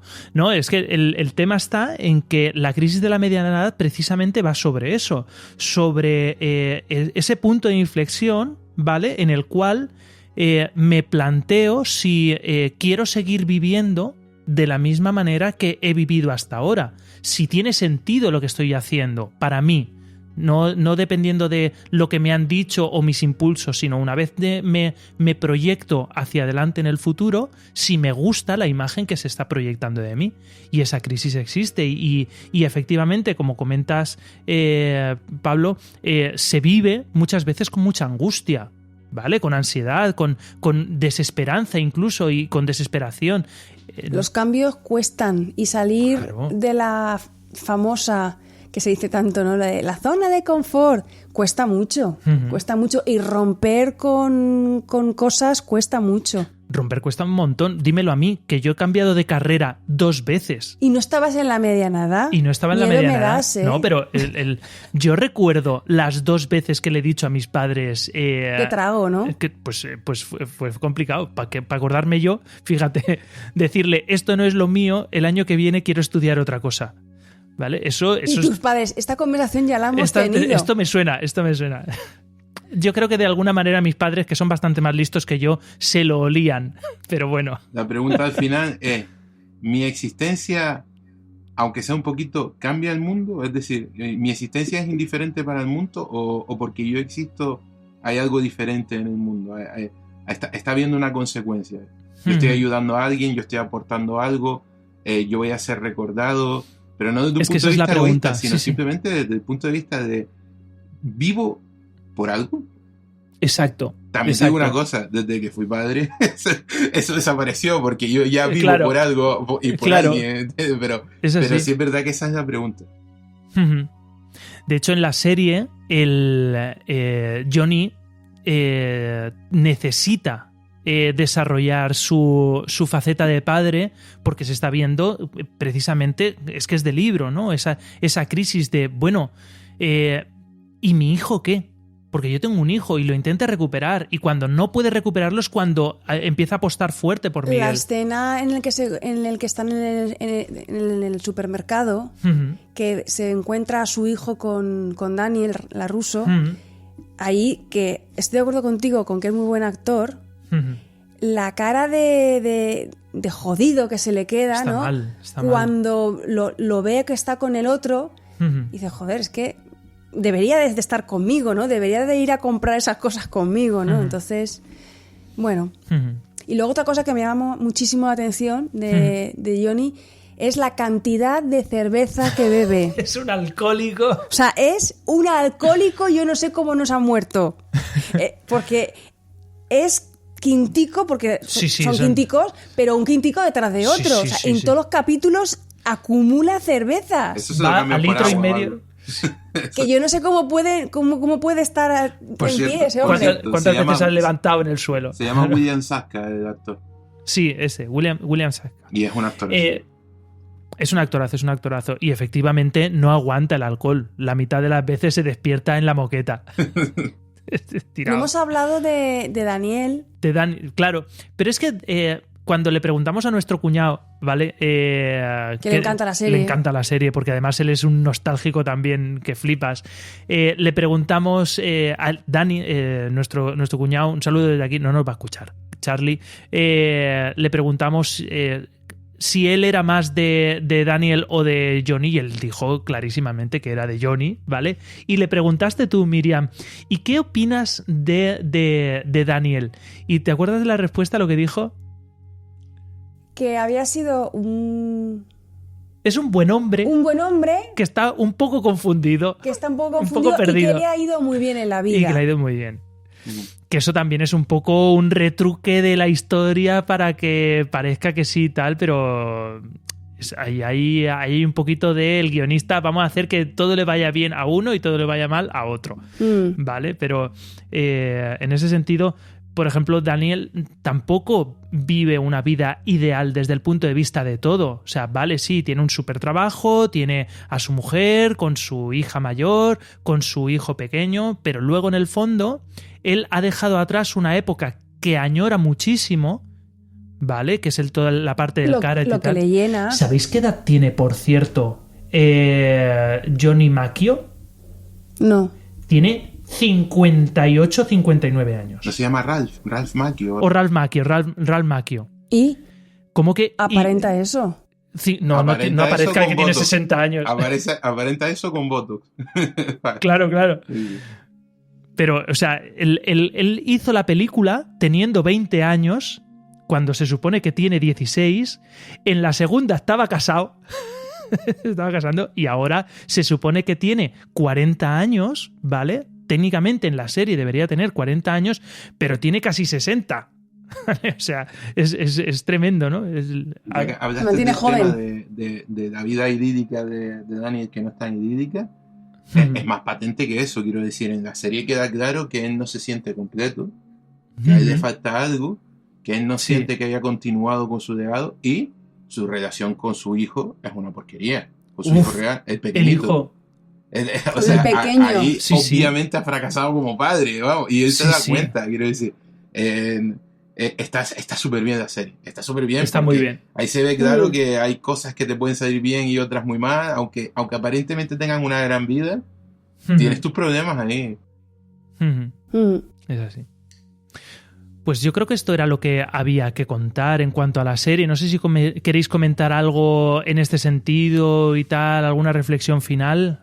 Yo quisiera dar dos reflexiones, una sobre la serie y otra sobre mi trabajo, si me lo permite. ¿Vale? Por supuesto. La de la serie, primero.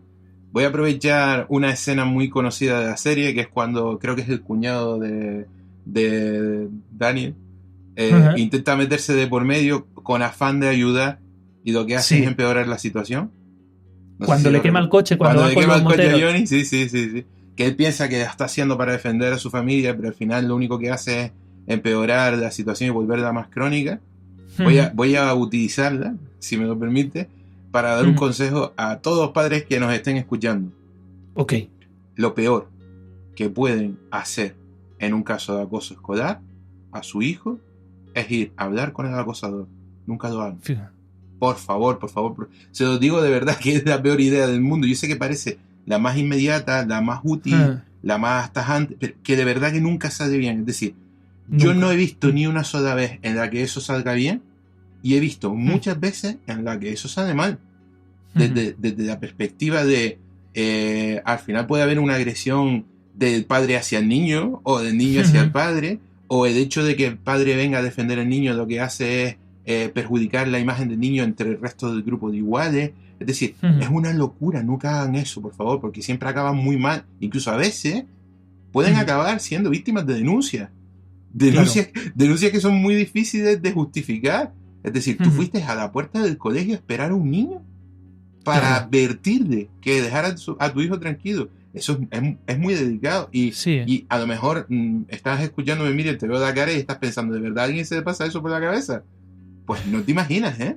No te imaginas la cantidad de padres que tienen esa iniciativa. Entonces, confíen confíe en los profesores, en la dirección, en el equipo de gestión de la convivencia. Tienes un problema y quieres reaccionar, habla con las autoridades del centro. O si quieres ser más tajante, pues ponga una denuncia, pero jamás vayas a hablar con el acosador, porque eso nunca sale bien y muchas veces sale muy mal.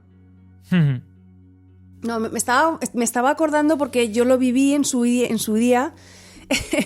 En segundo de primaria yo tuve una compañera de colegio que, a ver, no sé si me hacía acoso, pero era la típica niña que me rompía los trabajos, en fin, sí que de alguna manera me acosaba. Y me acuerdo que una vez mi abuela me recogió y me dijo, pues vamos a ir a hablar con sus padres. Y nos fuimos a casa de los padres de la niña, ¿no? Y me acuerdo que la madre pasó de nuestra cara. Dijo, son cosas de niñas, no pasa nada. O sea, que nos fuimos con el rabo entre las piernas. Mi abuela no resolvió nada porque la madre no mostró interés en resolver el problema. Y me acuerdo que la niña continuó haciendo lo mismo. Suerte la mía, que la niña repitió. Y se quedó atrás. Y me la quité de encima. Que sigue sin ser una solución lo de ir a hablar con los padres, pero por lo menos es mejor idea que ir a hablar con el niño. Con el niño. Eso es una locura. Eso es una locura. ¿Habéis visto la película Un Dios Cruel? No. Oh, tenéis que verla. Está basada en una obra de teatro y va sobre dos padres que van a casa de los padres de otro niño porque es que resulta que se han pegado en el parque o lo que sea y van a hablar con los padres porque es que su hijo ha pegado a mi hijo. Y es maravillosa. Tenéis que ver. Un Dios Cruel. O sea, es para morirse. Fichado, ¿vale? Fichado. Fichadísima. Segunda reflexión, ¿qué nos dabas? Bueno, pues nada, es un poco promoción, si me lo permites. Claro que sí. Quería comentar que, bueno, no hemos hablado mucho de mi trabajo como perito judicial en delitos en las redes, porque nos hemos centrado en el acoso escolar. Pero después de todo, el acoso escolar tiene su patita en las redes sociales, que se llama cyberbullying, y que tiene su propia casuística, sus perfiles diferentes, ¿vale? Y bueno, ya que estamos hablando del tema, peritar las pruebas en un caso de acoso en las redes sociales o de grooming o de sextorsión o de las muchas vertientes que tiene, sale caro. Claro. Sale muy caro. Esto se puede pedir al Estado cuando ya se está en el proceso judicial y además el juez puede rechazarlo. Entonces, ¿qué necesita la gente hacer habitualmente? Pedir un peritaje privado, pagarlo de su bolsillo, y si Dios quiere, y sale bien el proceso, solicitar las costas judiciales a la parte perdedora. Claro. Pero mientras ha tenido que hacer una inversión bastante importante, porque un peritaje no sale barato. Entonces, bueno, Infoacoso y yo tenemos un acuerdo de colaboración en el que hemos creado una especie de fondo. Ahora mismo el fondo solo ha tenido 2 donaciones de 15 euros y principalmente se nutre de los beneficios de mi libro, de Te espero a la salida. Y con esos beneficios que yo estoy destinando aquí, pues cuando a Infoacoso acude una familia que no se puede permitir un peritaje, estudiamos el caso y si creemos que lo correcto es tirar de ese fondo, pues sufragamos o parcial o incluso totalmente las peritaciones con ese fondo. Entonces, qué buena idea. Entonces tenemos ahí yo tengo un Patreon que es para que la gente, si quiere soportar mi trabajo, darme soporte con el trabajo, pues ahí lo tengo. Tengo una página que se llama pduchement.com, la P es de Pablo, yo soy Pablo Duchement, pues pduchement.com. Y si la gente quiere aportar, pues a modo de suscripción, pues bienvenido sea para darme apoyo en este trabajo. Si la gente quiere hacer un donativo, tenemos allí el PayPal, por si la gente quiere hacer un donativo, un euro sirve para algo. Hemos tenido muy mala suerte, la gente no está donando y hemos hecho muchas acciones y ahora mismo todo se está pagando con los beneficios de mi libro. Entonces, si quieren aportar, pues sería más que bienvenido, sobre todo por parte de esas familias que no se lo pueden permitir. Es muy duro saber que por no tener dinero tienes menos garantías. Yo creo que es el gran drama, ¿no? El rollo de solamente te puedes proteger si te puedes permitir protegerte. Claro, porque además, incluso aunque al final acabe siendo a coste cero, si ganas y te devuelven las costas judiciales, has tenido que hacer una inversión. Has tenido que hacer una inversión. Y entonces, por ejemplo, yo hago grandes descuentos, es decir, yo no cobro mis honorarios cuando se trata de delitos contra menores, ¿vale? Claro. Pero incluso así hay un alquiler de un laboratorio, hay unas certificaciones que hay que pagar, hay profesionales a los que tienes que acudir. Al final, un peritaje, incluso aunque el perito no cobre sus honorarios, conlleva un coste. Sí. ¿Vale? Y no es bajo. Entonces, claro, si los padres tienen que afrontarlo, pues muchas veces prefieren no acudir a la justicia. Claro, dejarlo correr y... claro. Pues ahí está. Aportaremos. ¿No? Sí, sí. Gracias. Infoacoso... Bueno, solo con darme voz ya están aportando. Pues como mínimo le daremos voz. Y luego a partir de ahí para arriba.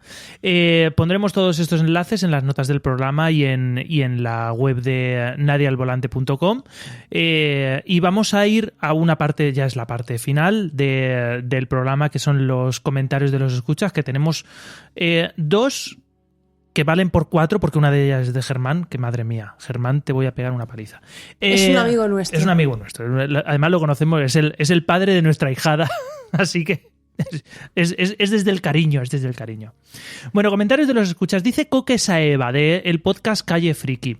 Nada de acuerdo con la versión, hablando de el programa de La maldición de Bly Manor, ¿vale? Que hablábamos de que no hay fantasmas en Bly Manor. Decía, nada de acuerdo con la versión no hay fantasmas. No se puede argumentar que algo no existe y a la vez existe dentro de la serie. Si es dentro de la serie, esta ficción, al igual que otras, usa la historia de fantasmas para hablar de otros temas. Hannah está muerta desde el segundo 0 de aparecer. Esta es lo que nos dice Coque. Un saludo, estupendo programa, seguir así y un abrazo. Vale. Germán, del podcast Vivo Entre Magues. ¿Quieres que lo lea yo? No. Bueno, sí. Tú lo lees. Venga, léelo tú. Germán, de Vivo Entre Magues, que es el podcast que tiene aquí nuestro amigo, dice, voy a hacer un resumen. Ojo al dato. Eso lo he puesto yo. Voy a hacer un resumen. Eso lo he puesto yo. Vale, pensaba que era él, vale. Voy a hacer un resumen. Que la mitad del texto eran loas y alabanzas y me da vergüencita leerlo en voz alta.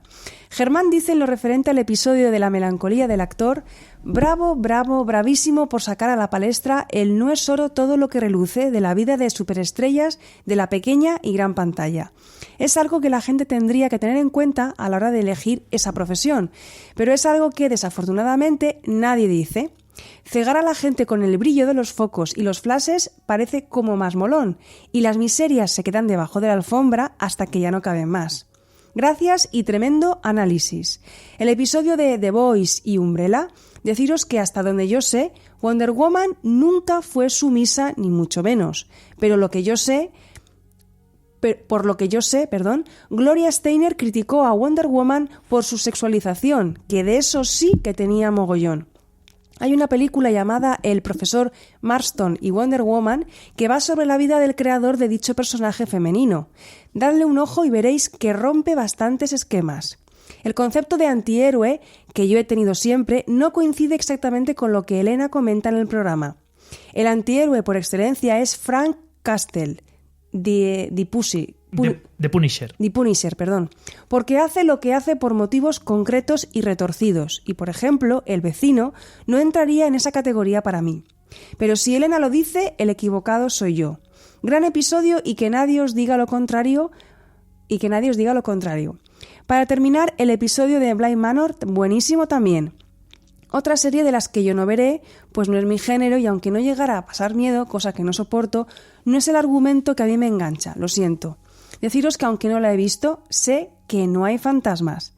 ¿Por qué lo sé? Pues porque lo dice Elena, y punto. Es que es muy fan de Elena, Pablo.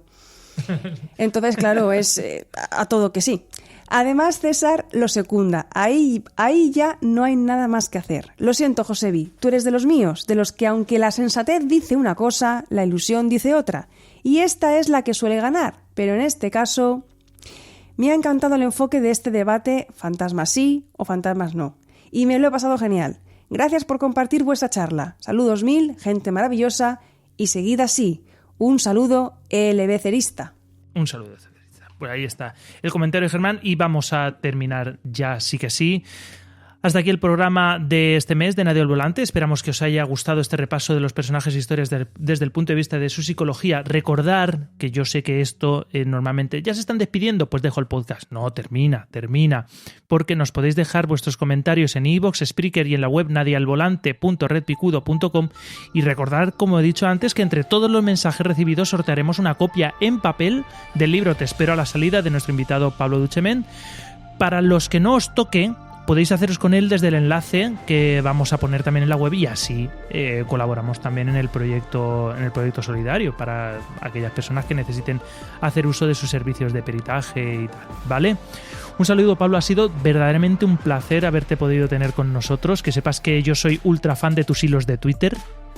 De mis casos obstétricos. Wow, es buenísimo. ¿Cómo sobrevivís estando ahí dentro? Yo no estoy ya y no voy a estar. No valgo. A Twitter, para estar en Twitter hay que valer. Ahí no entra todo el mundo. Para estar en Twitter hay que valer. Pues ha sido un verdadero placer. Te seguiremos leyendo y espero que podamos coincidir alguna vez en el mundo real si el COVID y no sé. Nunca hemos estado en Canarias. Nunca hemos ido. Oye, tiene un buen motivo. ¿Has visto? Bueno, pero ahora hay que pasar unas pruebas y todo porque hay un cierre perimetral. Hay que sacarse un carné para ir a Canarias. Pero todo pasa. Muchas gracias y sobre todo me he sentido muy a gusto con ustedes. Vale, me alegro. Igualmente. Pues nada, un saludo, Miriam. Buenas noches. Buenas noches. Nada, yo soy Josebi. Un saludo a todos los demás. Os esperamos en el próximo programa de Nadie al Volante.